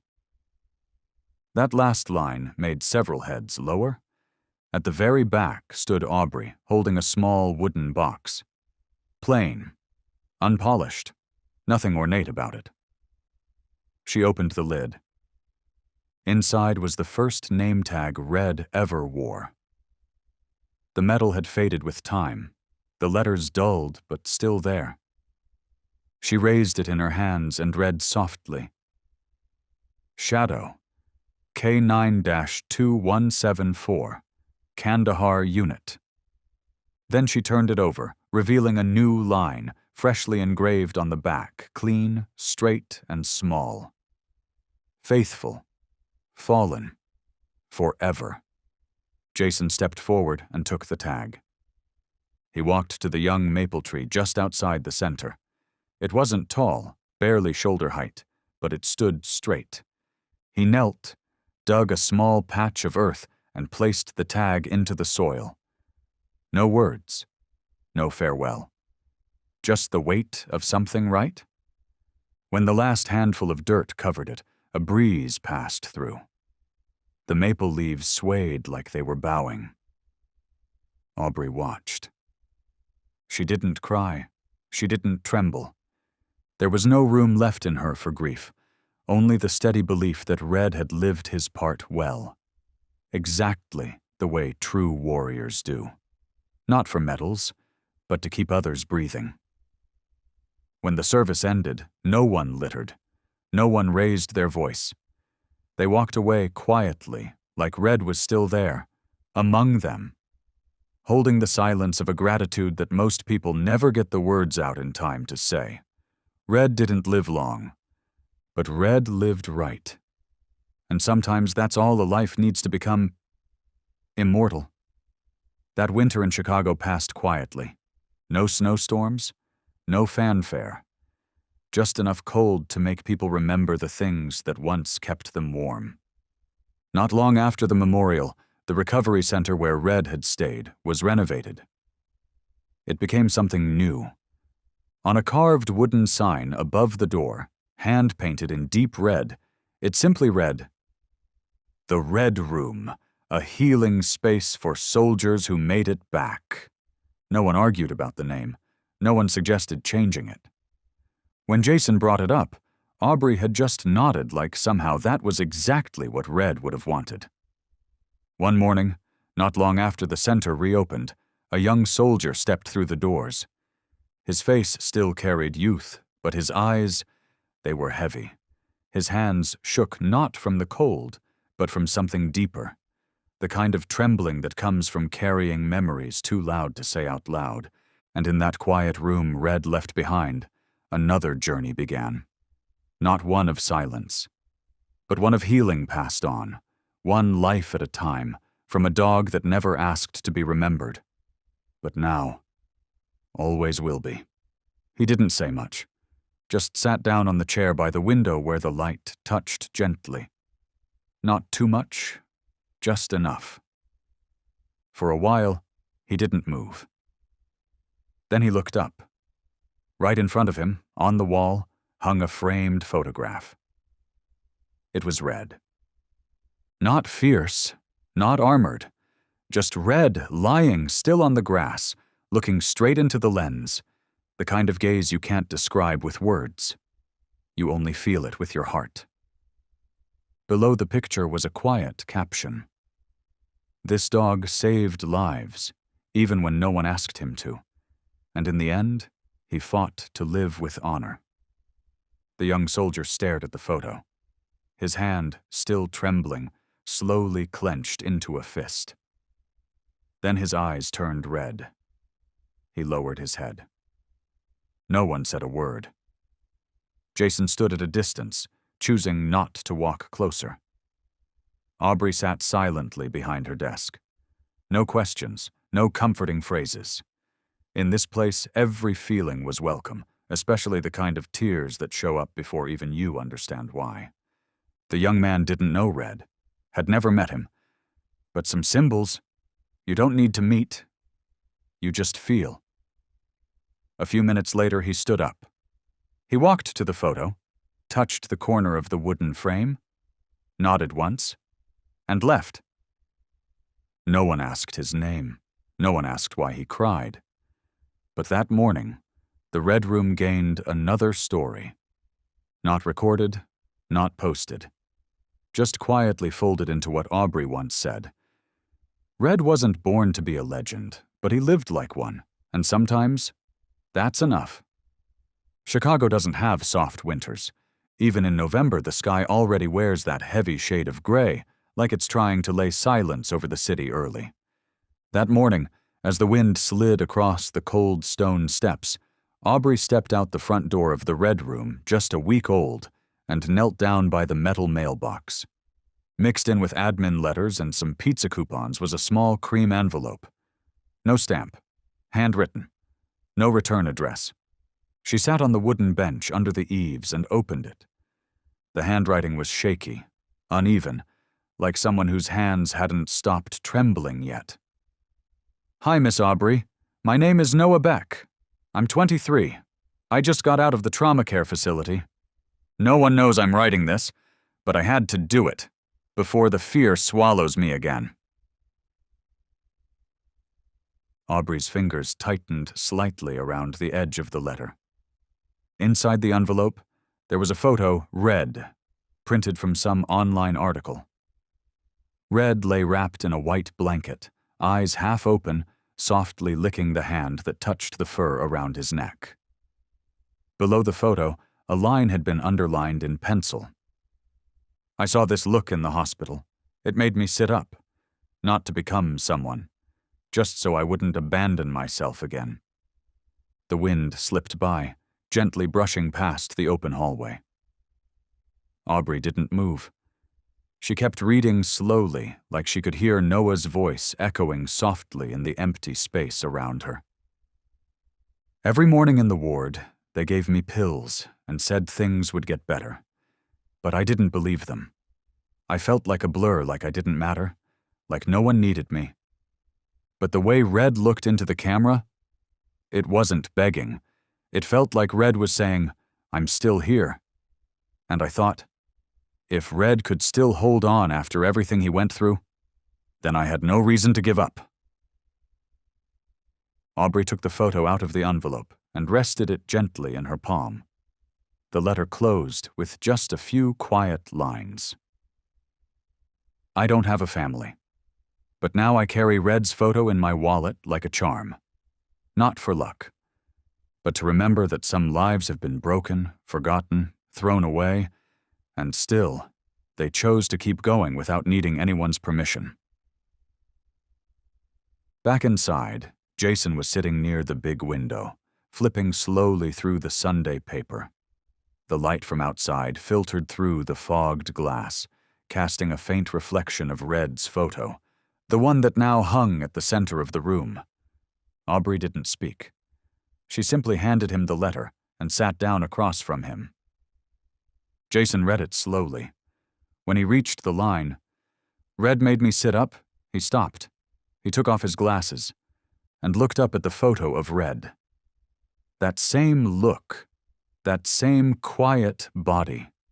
Like Red was still among them, even now. No one said anything for a while. They didn't need to. They shouldn't. Finally, Jason folded the letter and placed it on the wooden table.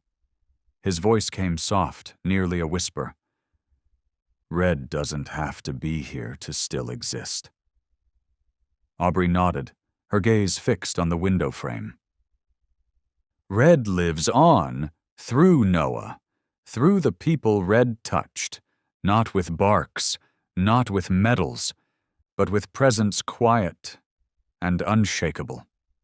Outside, the rain kept falling soft and steady, but inside that room, where a single photo hung higher than any award, the story continued. It didn't need an ending. It never asked for one. Sunday afternoon in Chicago drifted by under a sky thin with gray cloud, like a song that never finished its chorus. The Red Room stayed open, even without appointments. No one knocked, no one called, but inside, everything remained still, lit only by soft window light and the whisper of leaves swaying beyond the glass. And somewhere in that stillness, Red was home. The door creaked softly. Aubrey looked up from the small desk where she'd been trimming note cards by hand. A woman stepped into the room, her brown hair tied back and wearing a faded gray coat. Beside her was a little girl, tiny, no more than 6 years old. Her skin was pale, eyes cast down to the floor. One hand clung tightly to the corner of her mother's coat. Aubrey offered a gentle smile as she walked over. "Hi there," she said softly. "What's your name?" The mother hesitated, then answered quietly. "She doesn't speak?" "Her name's Elsie. Since the accident last year, she hasn't said a word." Aubrey didn't ask anything more. She didn't lean down. She sat all the way down on the floor, legs crossed, face level with Elsie's. Then, with the warmth of someone inviting a friend into a secret, she said, "Would you like to see something magical?" She reached toward the window, lifting a glass jar that shimmered faintly in the light. Inside were smooth stones of different colors, each one wrapped in a little strip of old brown paper with handwritten words. "These are Red's memories," she explained. "Every stone holds a story he lived through." She unscrewed the lid and gently placed the jar on the floor between them. "You can pick one, anyone you want, and I'll tell you the story." Elsie didn't move, but then, slowly, her small fingers let go of her mother's coat. She stepped forward. Just a little. Her eyes scanned the jar and then stopped on a single stone. Ash gray with a faint scratch down its center. She pointed. Aubrey nodded and picked up the stone. "This one," she said quietly. "Red landed on this when he was thrown from the 15th floor." Her voice grew slower, softer. "It was cold, hard. It hurt. Red couldn't stand up. Red couldn't speak, but Red kept breathing. And Red waited. Aubrey paused, looking straight into Elsie's eyes. Red waited for someone to see that he still mattered. Not everyone can do that. But someone saw it, and Red lived. She held out the stone to Elsie. The little girl took it with both hands, cradling it like it was something fragile, something sacred, like a tiny heart that had just started to beat again. She pressed it gently to her chest. One breath. A long, still moment. And then, like a drop of water hitting a quiet lake, a word slipped into the air. Software, barely a whisper. Red. The mother froze. Her hand flew to her mouth as tears spilled over before she could stop them. You spoke, she choked out, her voice trembling. Sweetheart, you just spoke. The little girl didn't look at her mother. Her eyes were still fixed on the stone, but her lips moved again, softly, delicately. Red. Aubrey said nothing. She only bowed her head. She knew this wasn't a miracle. It was a crack. But sometimes, that's all it takes. One crack, and the light can get in. Across the room, Jason sat by the window, watching the small courtyard where Red's name was buried beneath the young maple tree. He heard the mother's quiet sobs, heard the child's whisper, heard the sound inside his own chest, steady but heavier now. He murmured, barely louder than the breeze through glass. Who's still calling Red just a dog now? Jason stayed like that for a long, hands resting on his knees, his back curved with age and the quiet weight of memory. Outside the window, the sky had begun to shift.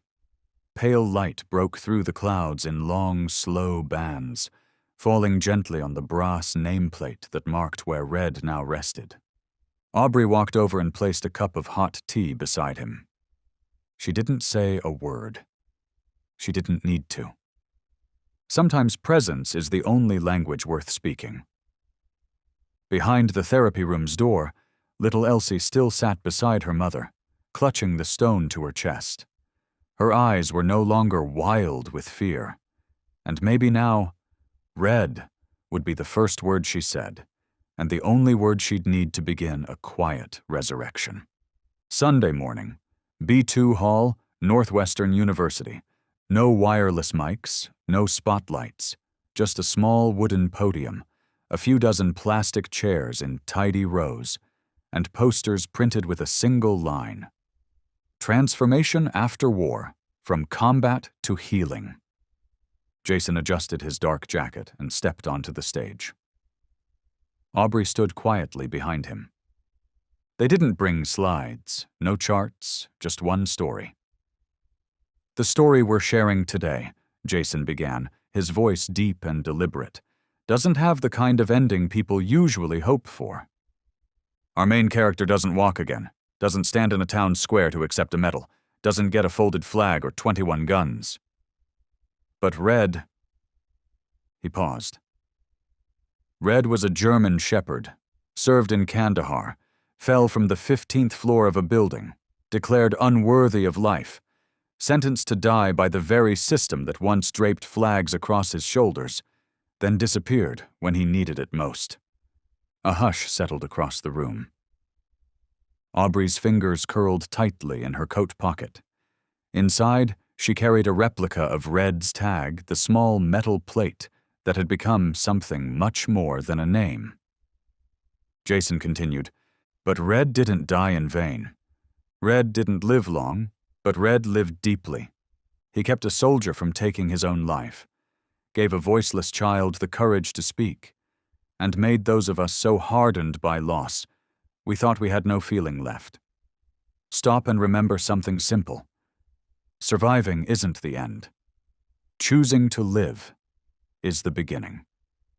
A young man sat in the front row, slender build, quiet demeanor. He raised his hand slowly, his voice barely above a whisper.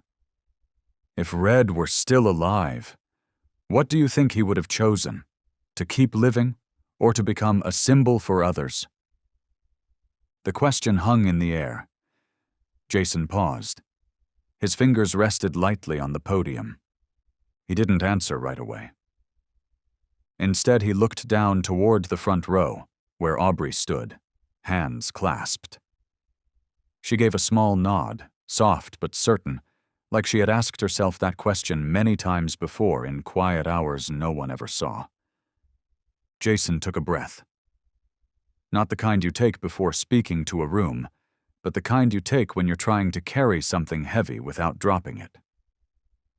I think, he said, voice low and steady, Red would choose to die once, if it meant pulling others back from the edge.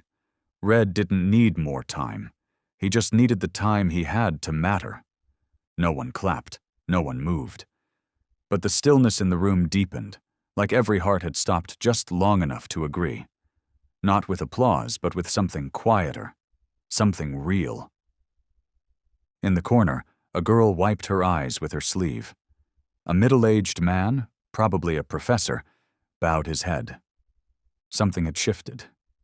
Something small but permanent. Aubrey stepped forward. No speech in her hand. No script. Just a folded cloth she pulled from her coat pocket. She opened it carefully. Inside was an old keychain. A tiny piece of metal hung from it, scratched and worn. It read, K9 Shadow Survivor. Red never knew he was a symbol, Aubrey said softly.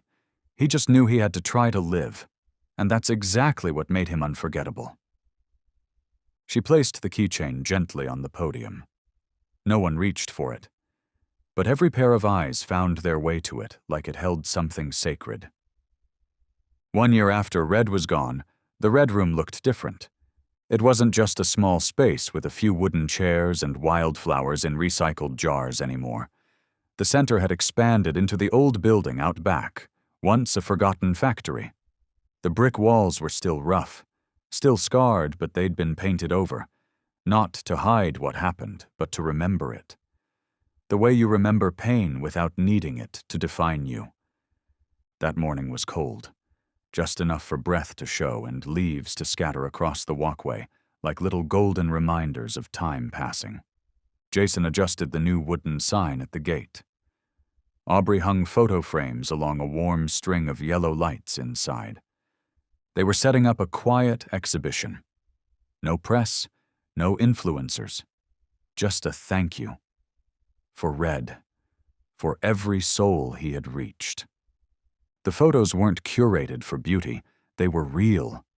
Red in his worn K9 vest. Red lying on a clinic bed, eyes half open. Red stood beside the little girl who had once been too afraid to speak until she said his name. Each photo had a handwritten note underneath. Some were just pencil smudges. Others were scrawled in bold black pen. One said, "Thank you, Red, for making me believe in humans again." Another read, "Red didn't bark. But somehow he made my nightmares stop." Just before 10, the dark wooden door creaked open. A young man walked in, hoodie pulled up, eyes hollow but focused. He didn't say hello, didn't ask where to go. He just walked straight toward something.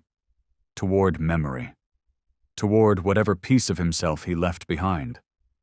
At the very back wall of the center, there was something most visitors never noticed.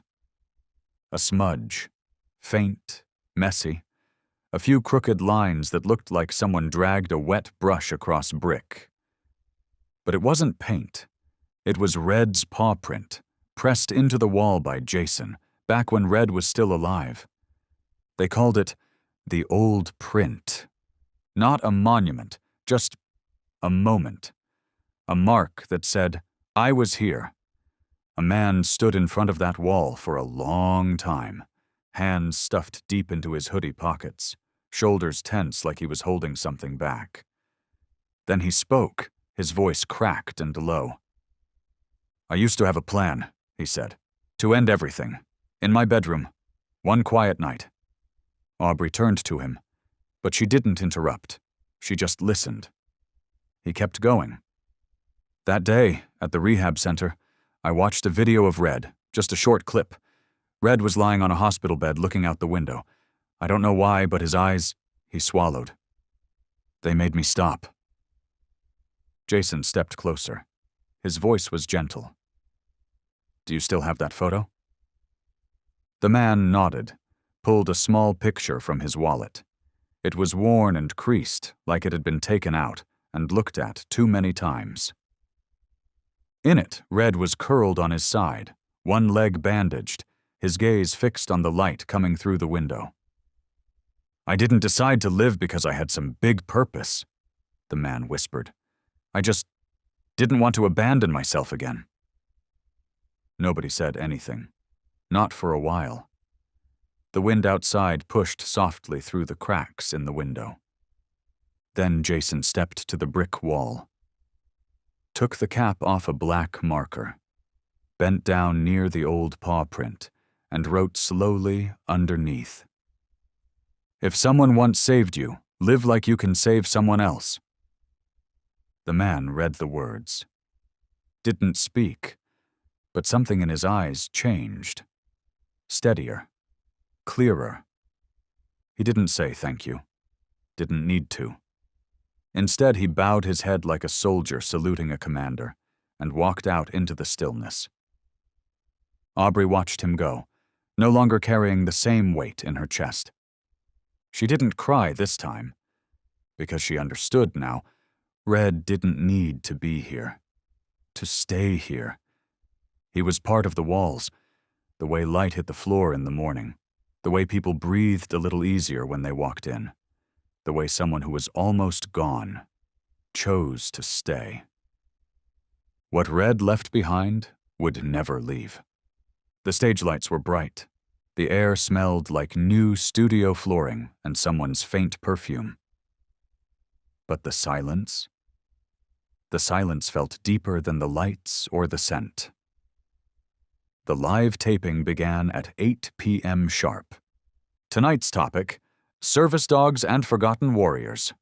Aubrey sat in the center guest chair, wearing a simple white shirt and barely any makeup. She didn't look like someone preparing to speak. She looked like someone holding a story she wasn't quite ready to let go of. And maybe that was exactly why it mattered. In front of her was a small photo frame. It showed Red, lying still under the soft light of morning, one leg bandaged, eyes open, calm, not frightened, just present. The host, Maria, a middle-aged woman with kind eyes and a voice that carried quiet strength, opened the show with a few words about canine dogs who gave everything and were buried in silence. Then she turned to Aubrey. "We'd like to hear about Red," Maria said. "Not what people read online, not the headlines. But what made you hold on, even when everyone said you should let go?" Aubrey smiled gently. She didn't rush.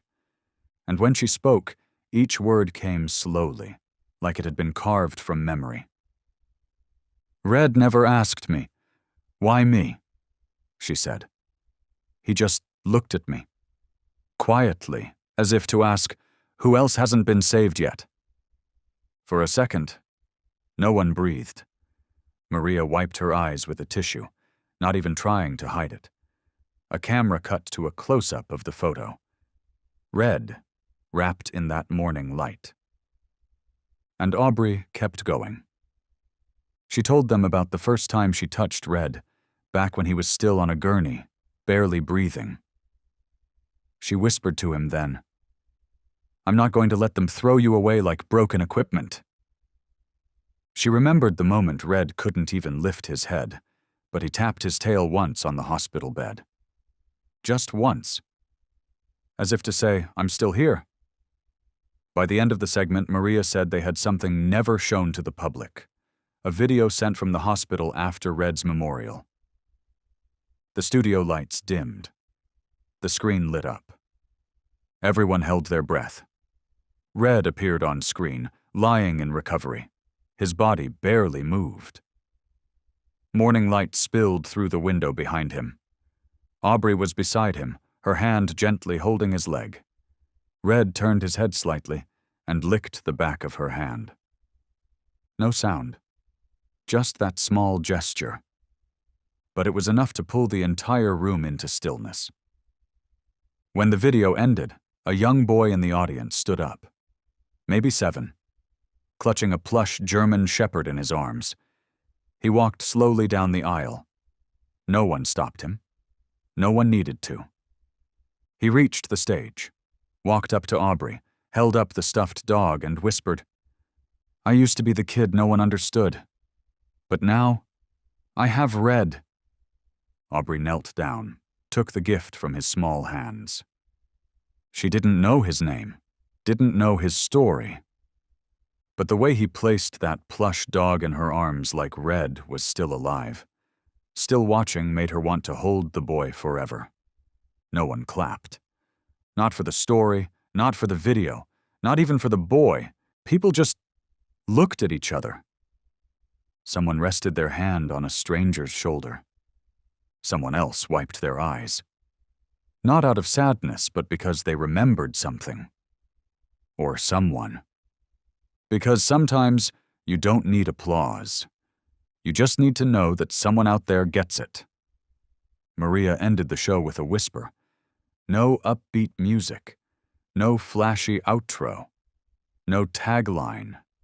Just stillness and a quiet harmony between people who had once been broken. People who had once gone silent, and who now were learning how to breathe again because of a name that no longer had a heartbeat. Red. That night, when Aubrey left the studio, she didn't take the stuffed dog with her.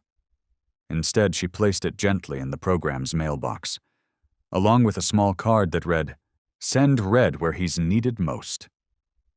Because by now she understood. Real recognition doesn't come from applause. It comes from the hearts that beat in rhythm with what you believe in. And Red was still being recognized. Quietly. Relentlessly. Saturday afternoon. A light rain tapped against the center's glass windows. The Red Room was open, like always. But something felt different. Jason had cleared the main therapy space. He rolled out a few thin mats across the wooden floor and placed a circle of soft electric candles in the middle. No stage, no speakers, no lights, just a quiet ring of people, each holding something old, a worn army glove, a faded leather journal, a torn piece of a uniform shirt, even a rusted bullet casing. Jason started with a simple question. "Does anyone want to share something? They usually can't." Some shook their heads. One older man nodded slightly, then looked down again. It wasn't tense. Just be quiet, like the whole room was holding its breath, waiting for the first lock to open. A young man stood up. He wore gloves, but on his right hand the pinky and ring finger were only stubs, cleanly severed halfway. He introduced himself as Ethan. Said he used to be a recon scout in Iraq. Ethan didn't talk much. His voice was steady, like he was telling someone else's dream, one he hadn't decided was real or not. "I survived a blast," he said, "but every time I close my eyes, I hear the countdown again. That sound, it's like it's carved into my skull." He sat back down. No one filled the silence. No one needed to. Then, as if he'd remembered something, Ethan reached into his backpack, pulled out a small notebook. Its spine was cracked. On the cover, a faded print of a dog's paw. "I found this in the waiting room," he said. "Might be Aubrey's?" Jason gave a small nod. It was Aubrey's journal. She often left it there. It held pieces of Red's story from the night he was wheeled into the ER, through every battle for his name, to his last moment facing the light. Ethan didn't read from it. He just smiled, a little crooked, and reached into his jacket pocket. Ethan reached into his jacket and pulled out an old collar. The leather was faded and cracked around the edges, but on the rusted metal tag, the engraving was still clear. Red, K9 number 227. Jason froze. It was like being yanked backward in time. He stepped forward slowly, hands trembling like they weren't sure whether to reach or retreat. That collar. It had gone missing the night Red was first brought into the trauma unit, lost somewhere between blood-soaked bandages and cold medical tools. Jason had searched for it. Days. Weeks. And eventually he gave up, thinking it was gone for good. I thought we lost it, he whispered. So soft, it barely made a sound. Ethan didn't say anything. He just held it out gently, like handing back a piece of something sacred. No one asked how he found it. No one joked. No one said a word, because they all understood. Some things didn't need explaining. Then, quietly, one person stood, walked over, placed a hand on Ethan's shoulder.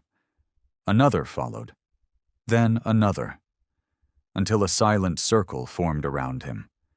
No one gave a speech, no one quoted anything. There was no slideshow, no hashtags, just presence, and one old collar. Jason stood in the middle, watching them.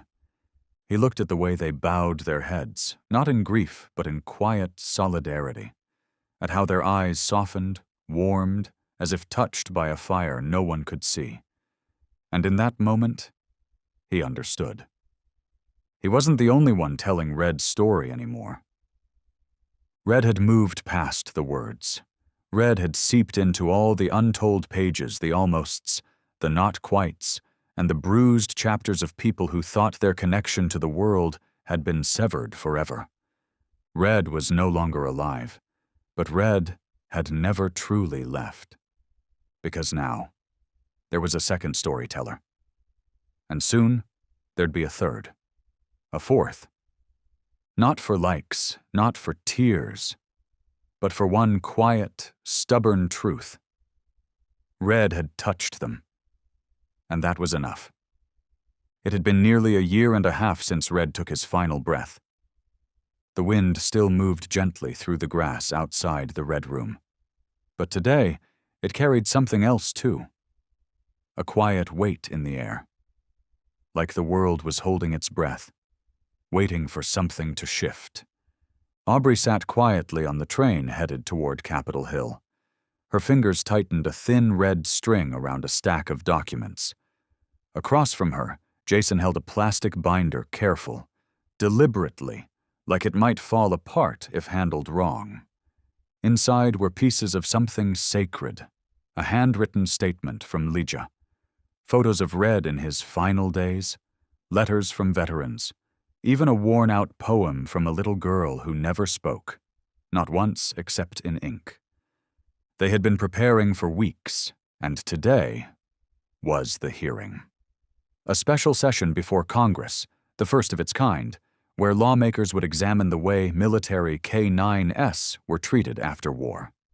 Not just the medals, not just the numbers, but the system itself, the ones forgotten, misjudged, left behind. This time Red wouldn't be there, but this time Red was everywhere, in the worn photo peeking from Jason's folder, in the creases on Aubrey's palm from holding that same red string too tight for too long. In every breath they took walking into that marble building, not as experts, not as protesters, but simply as people who had been changed forever. They weren't asking for pity. They weren't trying to make noise. They just came to tell the truth. And somehow, that felt louder than anything. For the first time, Red's name was going to be spoken aloud in an open congressional session. No more redacted reports. No more footnotes labeled non-human casualty. No more silence. But just as the Capitol building came into view, tall and unmoving behind rows of trees, something inside Aubrey began to tremble. A quiet storm she couldn't name. She didn't know what she feared more, having to say everything out loud, or the possibility that no one wanted to listen anymore. Inside the marble halls, a young security officer nodded to Jason in recognition. Then a woman approached, blonde, official-looking, holding a white placard in her hands. "I'm sorry," she said softly. "This morning's hearing has been postponed." Jason froze. Postponed.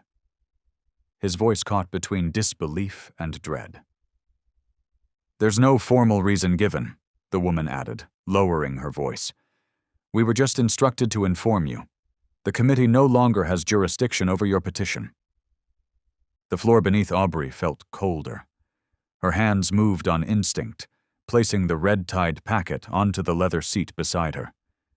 She sat down slowly, the silence in her chest louder than anything around her. Jason stood still.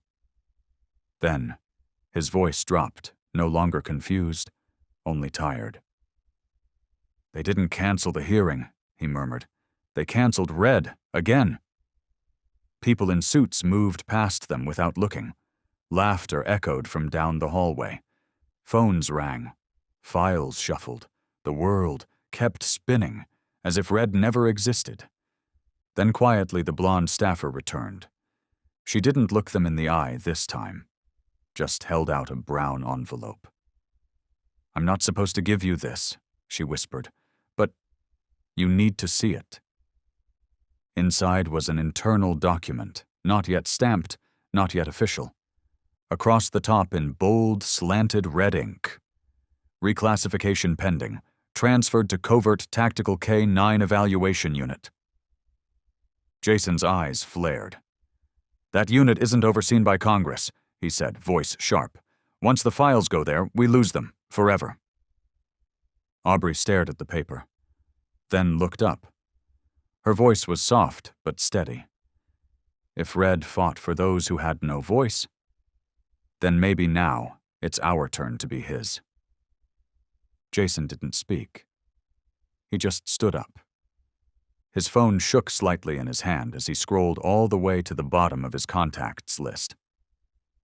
One name: Nora Levins, CBS investigative reporter. He pressed call. Outside, a heavy cloud drifted in, dulling the light in the marble corridor. But inside Aubrey, something refused to fade. That flicker, the one she saw in Red's eyes, even when he knew he couldn't walk through the door again, still burned. And now it was hers to carry. This time Red wouldn't stay silent. This time they wouldn't let him be erased again. That night, the cold in Flagstaff sank deeper than usual. Snow drifted in thin threads across the tin roof of a small cabin tucked at the edge of a long-forgotten road. Inside, amber light pooled onto a worn wooden table round, scarred and silent, where 4 men sat, not looking at each other, but at the photograph between them. It was Red, gaunt but proud.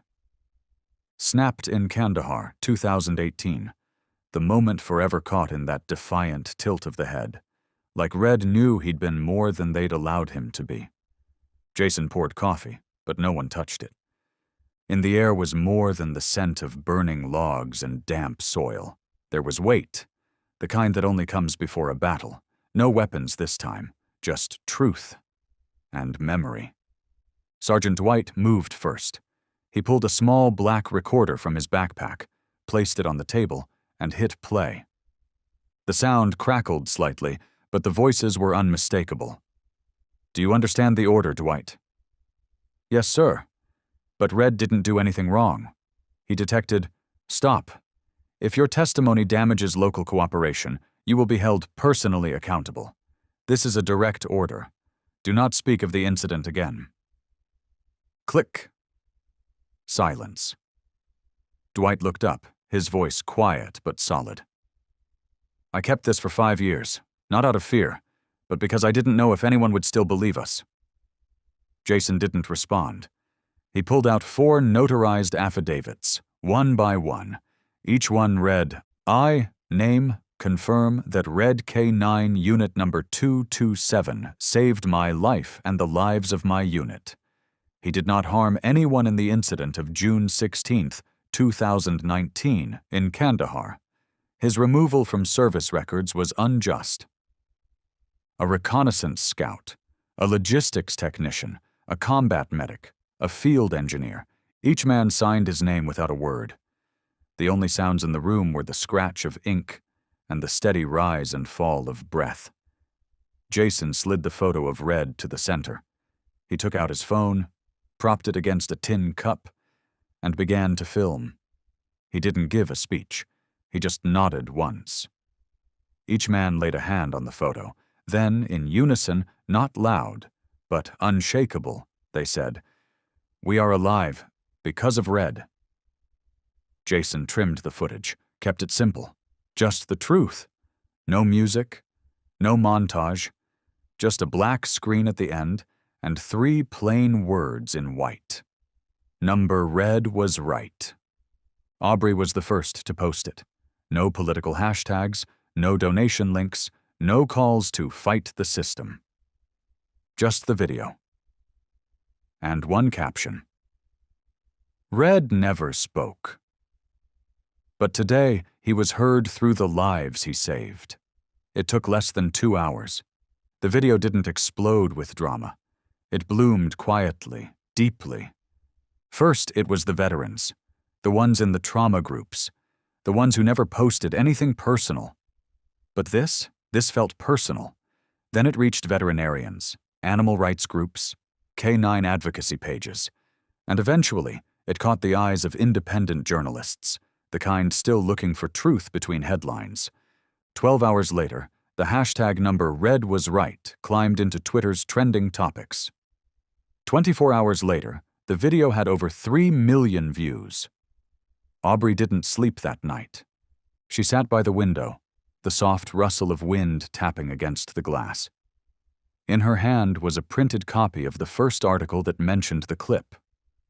The headline was simple, but it carried everything they had fought for. Silenced canine, finally vindicated by the very men he once saved.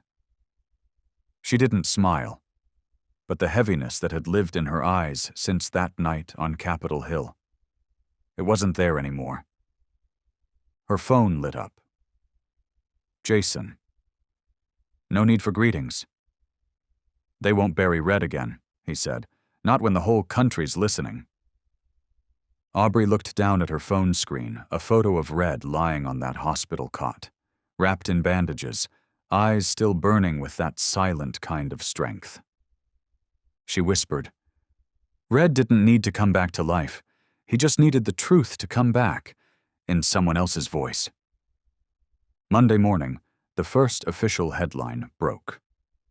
Not from a major paper, from a small local station in Arizona. But the words hit like thunder. Congress requests review of disqualified K9 cases, Red included. Hours later, the Department of Defense issued a public statement. After re-evaluating medical records, witness testimonies, and recovered audio, we find that Red K9 Unit Number 227 was not responsible for any civilian harm during the Kandahar incident. Prior disciplinary actions failed to follow evidentiary review protocol. Red's name, once deleted from the system, now sat under a new heading. Restoration of honor. Pending. But that wasn't all. Buried quietly in a leaked internal report was one more line. Troy Haskins, former lead of the Special K9 Review Division, is under investigation for evidence suppression and falsified conclusions. Jason's hand clenched around his phone. Haskins. The man who signed the first report labeling Red as high risk. The one who'd told reporters back then, without blinking, we did what was necessary to protect public safety. Outside the Red Room, the day was colorless. No sun, no rain, just that soft, pale light, the kind that settles on tree branches and stones like a long exhale. Aubrey didn't sweep the path like she usually did. She stood still in front of the memorial wall. Jason walked toward her, carrying a small wooden box. Inside it was Red's original nameplate, the one they'd stripped off without ceremony, like a piece of confiscated evidence, now polished and restored. Below Red's name, a new line had been engraved: faithful, fallen, forever, but never forgotten. Jason handed it to Aubrey. She didn't say a word. He stepped up on the wooden bench, his hands slower than they used to be, and fixed the nameplate to the wall just below the small folded flag, sealed in a glass frame. No speeches, no camera crews, just two people, and the memory of a dog who never asked for recognition, only truth. There was no music, no speeches, but behind them, the sound of soft footsteps. Small groups began to gather quietly in the courtyard. A class of high school students, backpacks slung over their shoulders, carried handfuls of wildflowers. A red-haired boy stepped forward, head bowed, and gently laid each blossom at the base of a small statue, a sculpture of red. Beneath the statue, a stone plaque read, "You don't need to bark to make an impact." One shy girl stood at the edge of the group. Her voice barely carried, but Aubrey heard it like wind finding its way through pine needles. "I didn't know, Red," she whispered, "but I know what it feels like to be invisible. And now, I know Red understood that." Aubrey bent down and rested her hand gently atop the statue's head. She turned to look at Jason. He wasn't crying, but his hands, clasped behind his back, trembled just enough to notice, just enough to mean something. The sky above was still, but then the wind began to stir, not fierce, not loud, just enough to set the leaves into motion, falling one by one, as if nature itself had been waiting for its cue to play the final note. Aubrey turned back to the wall, the memorial wall where Red's nameplate now shined, freshly mounted. She didn't look at it with sorrow this time. She looked at it the way someone might look at a friend who left too soon, but left behind a map for the rest of us. And in a whisper, she said, "We couldn't bring Red back, but Red helped so many of us begin again." In that moment, there were no more discussions of files, no more arguments over oversight, and no more mentions of Troy Haskins. Just one thing remained. Red, the silent warrior, had finally been given back what no tribunal or investigation could ever erase: the truth and gratitude. 1 year, exactly 365 days since that quiet morning when Red closed his eyes for the last time. No cries, no pain, no fanfare. Just a soldier, stopping to rest. It was fall in Chicago now. The air carried a faint chill, just enough to sting the fingertips. Yellow leaves danced just above the cobblestone, brushing the feet of those who walked through the gates of the Red Room. There were no banners, no stage, only a wooden sign that read, "Red's Day." Not a memorial, not a ceremony. Just a day for anyone who had ever been touched by Red's story, to come and say what they never got to say. There weren't crowds like a funeral, no booming microphones like a conference. But one by one, people stepped through the wooden gate. Some carried flowers, others brought paper notes. Most brought only memories. Inside, in the center wing of the facility, stood a tall white wall called Echo Wall. It had been set up 3 days earlier. Everyone who arrived was invited to write a simple sentence on a small card. "What Red taught me." Then no staff, no rules. They were asked to place it on the wall with their own hands. Some cards were messy, some written with shaking fingers, some barely legible, but all of them, together, told the story that the reports never could. A story about pain that didn't win, about loyalty that didn't ask for medals, and about a dog who never said a word, but spoke to more people than he would ever know. A 10-year-old boy quietly pressed his card against the wall. In crooked, careful handwriting, it read, "Red didn't speak, but Red knew when I was sad." A middle-aged woman, her eyes still red from crying, added, "Red didn't come to heal me. Red waited until I chose to heal myself."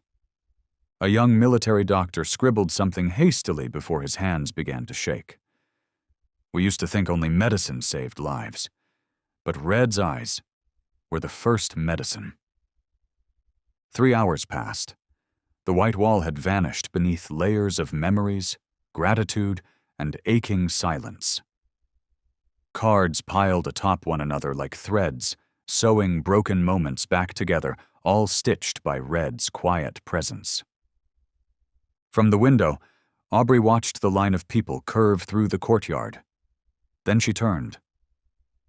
An elderly man stepped through the doorway, shoulders slightly hunched, steps deliberate. In his hand was a faded military glove, torn on one side. The bite mark was still there, unmistakable. He said nothing. He placed the glove gently on the table, bowing slightly toward Red's photo, the same photo taken after Red opened his eyes for the last time, gazing toward the window like he was waiting for his next mission. The man's voice cracked as he began, "Kandahar, 2019. I was bleeding out, slipping. Red didn't leave. Red grabbed my wrist with his mouth and tugged for half an hour, over and over. If he hadn't, I wouldn't be here." Jason said nothing. He simply nodded and offered the man a blank card. The man wrote slowly, "Red kept me awake when even life wanted to let go." By the time the sun began to set, golden light spilled through the courtyard and landed on Echo Wall. The ink still glistened on many cards, reflecting like tiny stars across a sky made of paper and love. No one sang, no one spoke. But every person in the room turned toward Red's picture, the one where his eyes faced the light, like always waiting, always watching, always ready. Aubrey turned toward the glass doors. Outside, beneath Red's statue, a small dog had curled up on the cold stone. No collar, no barking, just stillness, as if the pup knew this place belonged to something sacred. She didn't look away, just whispered under her breath. One day people may forget Red's face, but they'll still say his name as a reminder that some lives don't need fame, only purpose. A soldier doesn't need gunfire to prove they existed. Red chose silence, so the world would finally listen. 1 week later, as the ink on the Echo Wall was still drying, the Red Room released a quiet announcement. No bold headlines, no marching bands, just one promise. A new program, a new chapter. A new mission titled Red's Legacy. The launch wasn't held in a grand hall. Just a modest auditorium with soft lighting, glass windows, and simple chairs set in a circle, the kind of place where truth speaks loudest when whispered. Aubrey stood. Her voice didn't shake, it didn't rise, it simply landed heavy and gentle into the hearts of everyone listening. You know, we always talk about healing veterans, but there's another group that served. That was sacrificed, and got left behind too. Aubrey paused. Her hand gently pointed to the photo behind her. It was Red. Not the Red at the end, but the Red from his prime. Eyes sharp, body strong, dust and grit still clinging to his jaw, the look of a soldier who never asked for anything except to serve. Red was a rescue dog, Aubrey said softly. But it wasn't just his legs that were injured. He was left behind. Misunderstood. And that didn't just break his body. It hurt something deeper. His trust. Some of the people in the room, especially the ones still wearing old uniforms, nodded slowly. Faces carved by time, by battles outside and battles within. She kept going. Not loud, but clear. Solid. The Reds Legacy program will connect retired working dogs, ones who were hurt, abandoned, or just forgotten, with veterans living with PTSD, because healing shouldn't be something they have to do alone. They'll heal together, stand back up together. The next day, they held the first test pairing. Chicago's sky was gray. A fine mist clung to the grass behind the center like a memory that wouldn't let go. A man named Gerald showed up, a former Marine.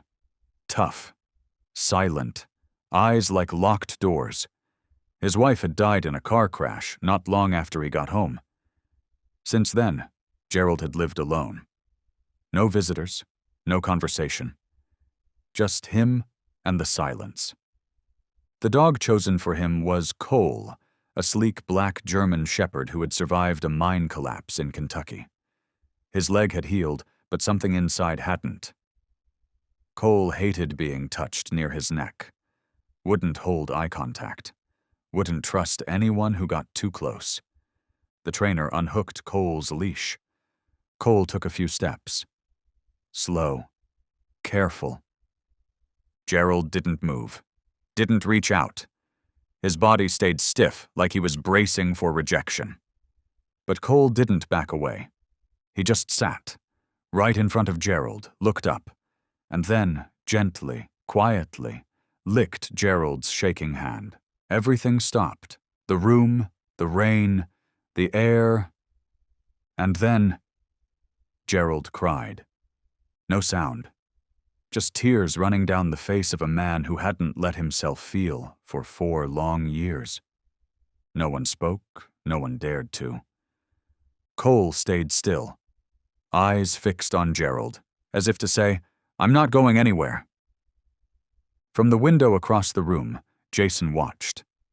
He didn't blink, didn't move, just took in the moment like it was sacred. In his mind, he heard a line Red had been trained with years ago. "You don't need to attack, just protect." Jason smiled, eyes soft with memory, and whispered not to the room, but to the one who'd started it all. Red's still protecting, in his own way. That day, in the training journal, Aubrey wrote the very first line for the Reds Legacy program. First pair, a soldier who lost his wife, a dog who lost his trust. They didn't heal each other, they just refused to let the other fall again. Winter had laid a thin frost across the windows of the Red Room. Outside, tree branches held tiny pearls of ice that shimmered every time the wind passed through. Inside, a new therapy session was beginning. But this morning, there was a new face. A little boy, maybe 8 years old, stood at the entrance. Dwarfed inside an oversized hoodie, he clutched a small wooden board in his hands. It was rough, the edges still sticky with dried glue and colored smudges. And on it, written in shaky but determined letters, "I am not scared. Red is here." Aubrey came to greet him. Her eyes are gentle. She didn't ask about the sign. She didn't ask about what came before. She just smiled, soft and quiet, and nodded, like she'd just received a message, one that didn't need words. The boy had survived a car crash 6 months earlier. His parents died instantly. Since then, he hadn't spoken, hadn't reached for anyone, hadn't left the silence he'd sealed himself in. His legal guardian, a distant aunt, brought him here after every other center gave up. As they walked through the main hall, the boy stopped. There, bathed in the warm glow of a soft yellow light, stood the statue of Red. It captured him just as he had been. Upright, head tilted slightly forward, eyes staring into something no one else could see. The boy didn't say a word. He just stepped forward and gently pressed his forehead to Red's paw. No one interrupted. No one told him what to do. But everyone in the room felt it that this wasn't just a gesture. It was a connection. Aubrey quietly invited him on a walk around the center. The hallway smelled like pine wood and something soft, maybe chamomile. Each room they passed was named after a dog who had served. On the battlefield, in disaster zones, or simply in someone's life. Names like Shadow, Kaiser, and Echo. The boy didn't speak, but his eyes lingered just a little longer at every door, as if reading a language only he understood. At the very end of the hallway, he stopped. In front of him was a new room, still smelled of fresh paint. A new wooden sign had just been mounted on the door. The black letters stood out, "The Red Room, Chapter 2. The boy stood there, perfectly still. And something in that silence said more than words ever could. Jason stepped forward from behind. He didn't kneel. He didn't pat the boy's shoulder. He just stood beside him, calm and steady. Then, with a voice as gentle as falling snow, he said, "Red doesn't have a gravestone. We never needed one, because Red's name keeps living, not in stone, but in people like you, people who dare to step into the coldest part of themselves and still choose to keep going." The boy looked up at him. He didn't speak, but his eyes, for the first time, weren't guarded. When the group returned to the gathering room, Aubrey quietly pulled a thick, leather-bound journal from the shelf. She flipped to the very last page, one that had been left blank for over a year, like it had been waiting for something.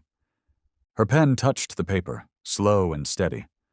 The words appeared, soft and deliberate.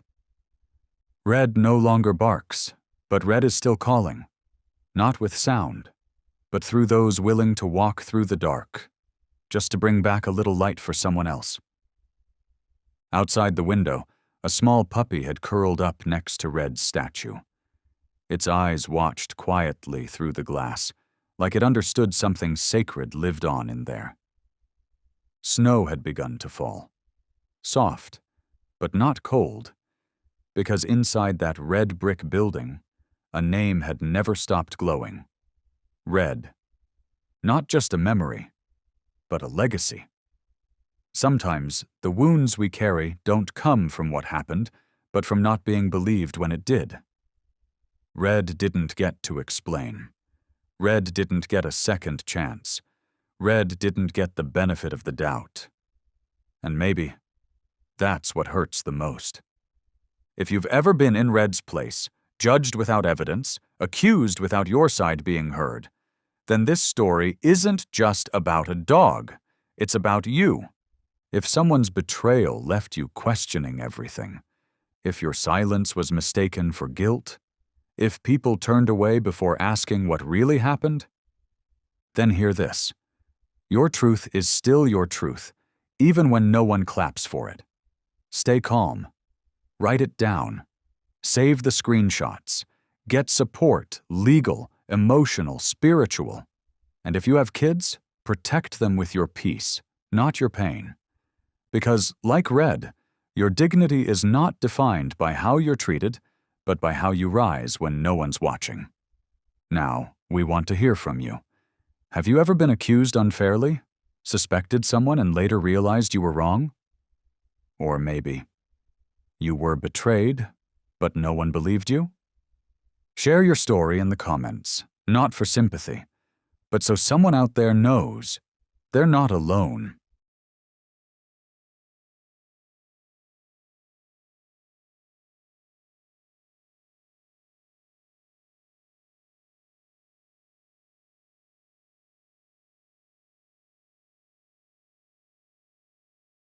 Box. Plain. Unpolished. Nothing ornate about it. She opened the lid. Inside was the first name tag Red ever wore. The metal had faded with time, the letters dulled but still there. She raised it in her hands and read softly. Shadow. K9-2174. Kandahar Unit. Then she turned it over, revealing a new line, freshly engraved on the back, clean, straight, and small. Faithful. Fallen. Forever. Jason stepped forward and took the tag. He walked to the young maple tree just outside the center. It wasn't tall, barely shoulder height, but it stood straight. He knelt, dug a small patch of earth, and placed the tag into the soil. No words, no farewell. Just the weight of something, right? When the last handful of dirt covered it, a breeze passed through. The maple leaves swayed like they were bowing. Aubrey watched. She didn't cry. She didn't tremble. There was no room left in her for grief, only the steady belief that Red had lived his part well. Exactly the way true warriors do. Not for medals, but to keep others breathing. When the service ended, no one littered. No one raised their voice. They walked away quietly, like Red was still there, among them, holding the silence of a gratitude that most people never get the words out in time to say. Red didn't live long, but Red lived right. And sometimes that's all a life needs to become immortal. That winter in Chicago passed quietly. No snowstorms, no fanfare. Just enough cold to make people remember the things that once kept them warm. Not long after the memorial, the recovery center where Red had stayed was renovated. It became something new. On a carved wooden sign above the door, hand-painted in deep red, it simply read, "The Red Room, a healing space for soldiers who made it back." No one argued about the name. No one suggested changing it. When Jason brought it up, Aubrey had just nodded like somehow that was exactly what Red would have wanted. One morning, not long after the center reopened, a young soldier stepped through the doors. His face still carried youth, but his eyes, they were heavy.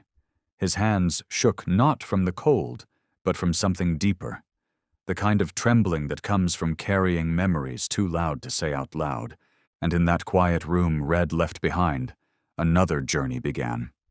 Not one of silence, but one of healing passed on, one life at a time, from a dog that never asked to be remembered.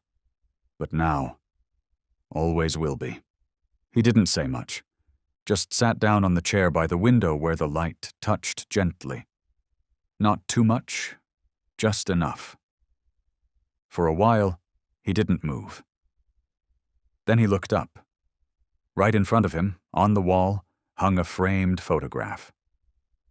It was Red. Not fierce, not armored, just Red lying still on the grass, looking straight into the lens, the kind of gaze you can't describe with words. You only feel it with your heart. Below the picture was a quiet caption. "This dog saved lives, even when no one asked him to. And in the end, he fought to live with honor." The young soldier stared at the photo. His hand, still trembling, slowly clenched into a fist. Then his eyes turned red. He lowered his head. No one said a word. Jason stood at a distance, choosing not to walk closer. Aubrey sat silently behind her desk. No questions, no comforting phrases. In this place, every feeling was welcome, especially the kind of tears that show up before even you understand why. The young man didn't know Red, had never met him. But some symbols, you don't need to meet. You just feel. A few minutes later, he stood up. He walked to the photo, touched the corner of the wooden frame, nodded once, and left. No one asked his name. No one asked why he cried.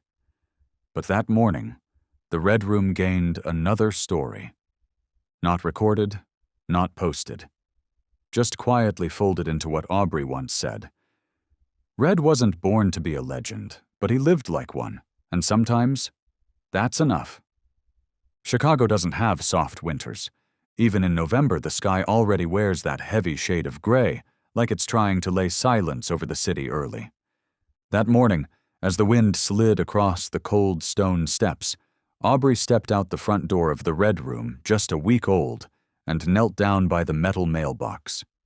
Mixed in with admin letters and some pizza coupons was a small cream envelope. No stamp. Handwritten. No return address. She sat on the wooden bench under the eaves and opened it. The handwriting was shaky, uneven, like someone whose hands hadn't stopped trembling yet. "Hi, Miss Aubrey. My name is Noah Beck. I'm 23. I just got out of the trauma care facility. No one knows I'm writing this, but I had to do it, before the fear swallows me again." Aubrey's fingers tightened slightly around the edge of the letter. Inside the envelope, there was a photo, Red, printed from some online article. Red lay wrapped in a white blanket, eyes half open, softly licking the hand that touched the fur around his neck.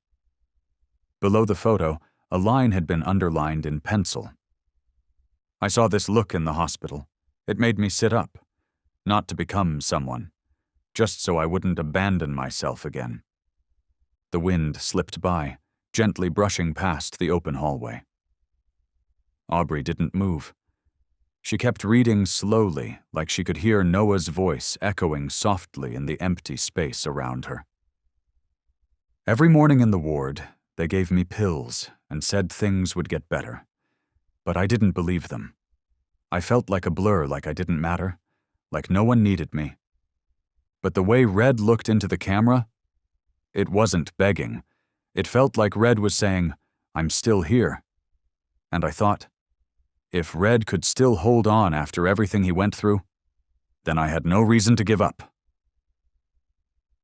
Aubrey took the photo out of the envelope and rested it gently in her palm. The letter closed with just a few quiet lines. "I don't have a family, but now I carry Red's photo in my wallet like a charm. Not for luck, but to remember that some lives have been broken, forgotten, thrown away, and still, they chose to keep going without needing anyone's permission." Back inside, Jason was sitting near the big window, flipping slowly through the Sunday paper. The light from outside filtered through the fogged glass, casting a faint reflection of Red's photo, the one that now hung at the center of the room. Aubrey didn't speak. She simply handed him the letter and sat down across from him. Jason read it slowly. When he reached the line, "Red made me sit up," he stopped. He took off his glasses and looked up at the photo of Red.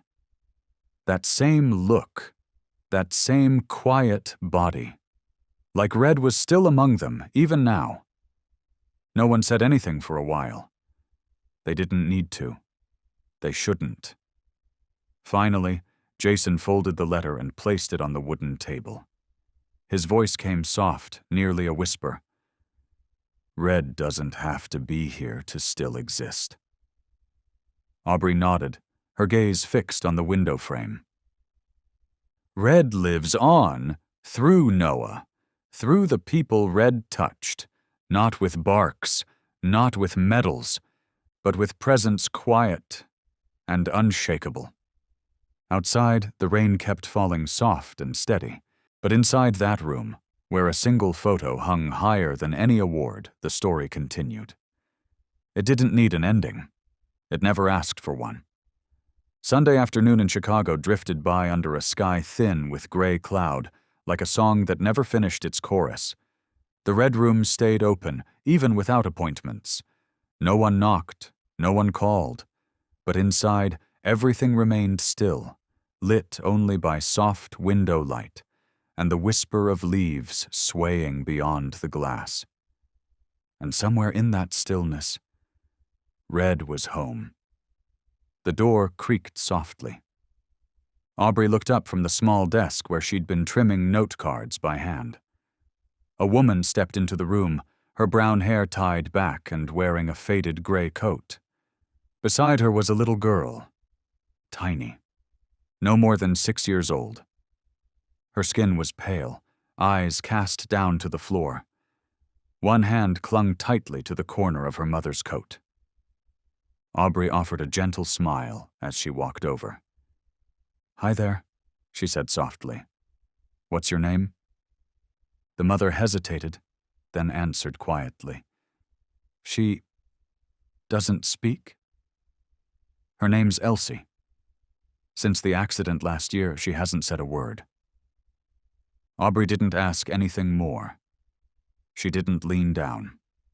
She sat all the way down on the floor, legs crossed, face level with Elsie's.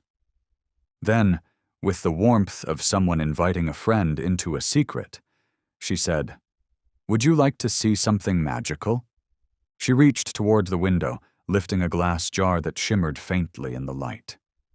Inside were smooth stones of different colors, each one wrapped in a little strip of old brown paper with hand-written words. "These are Red's memories," she explained. "Every stone holds a story he lived through." She unscrewed the lid and gently placed the jar on the floor between them. "You can pick one, anyone you want, and I'll tell you the story." Elsie didn't move, but then, slowly, her small fingers let go of her mother's coat. She stepped forward. Just a little. Her eyes scanned the jar and then stopped on a single stone. Ash gray with a faint scratch down its center. She pointed. Aubrey nodded and picked up the stone. "This one," she said quietly. "Red landed on this when he was thrown from the 15th floor." Her voice grew slower, softer. "It was cold, hard. It hurt. Red couldn't stand up.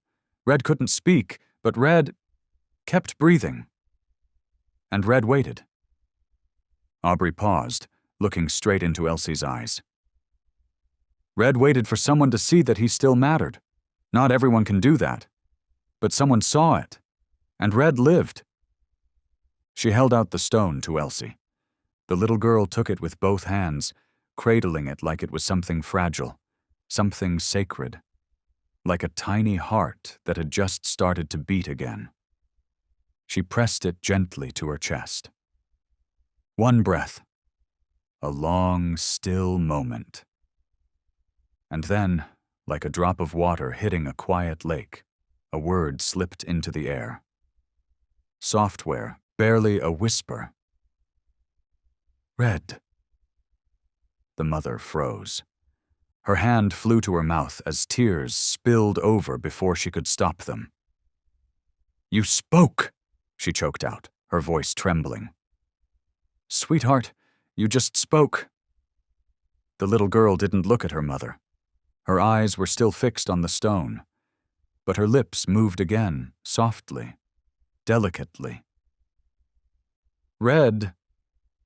Aubrey said nothing. She only bowed her head. She knew this wasn't a miracle. It was a crack. But sometimes, that's all it takes.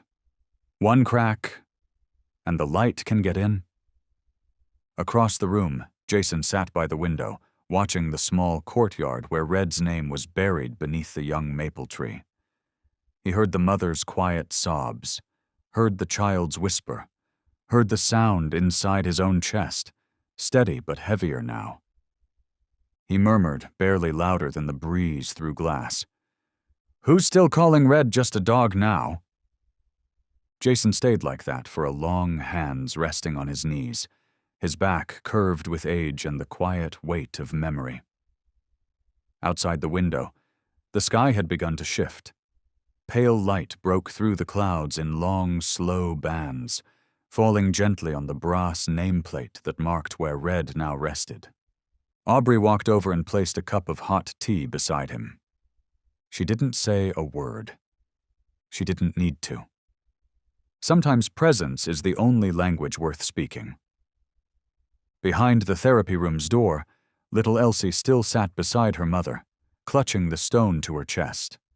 Her eyes were no longer wild with fear, and maybe now, Red would be the first word she said, and the only word she'd need to begin a quiet resurrection.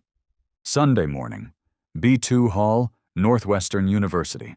No wireless mics, no spotlights, just a small wooden podium, a few dozen plastic chairs in tidy rows, and posters printed with a single line: "Transformation after war, from combat to healing."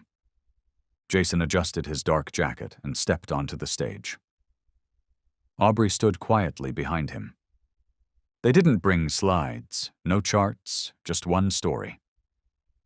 "The story we're sharing today," Jason began, his voice deep and deliberate, "doesn't have the kind of ending people usually hope for. Our main character doesn't walk again, doesn't stand in a town square to accept a medal, doesn't get a folded flag or 21 guns. But Red..." He paused. "Red was a German shepherd, served in Kandahar, fell from the 15th floor of a building, declared unworthy of life, sentenced to die by the very system that once draped flags across his shoulders, then disappeared when he needed it most." A hush settled across the room. Aubrey's fingers curled tightly in her coat pocket.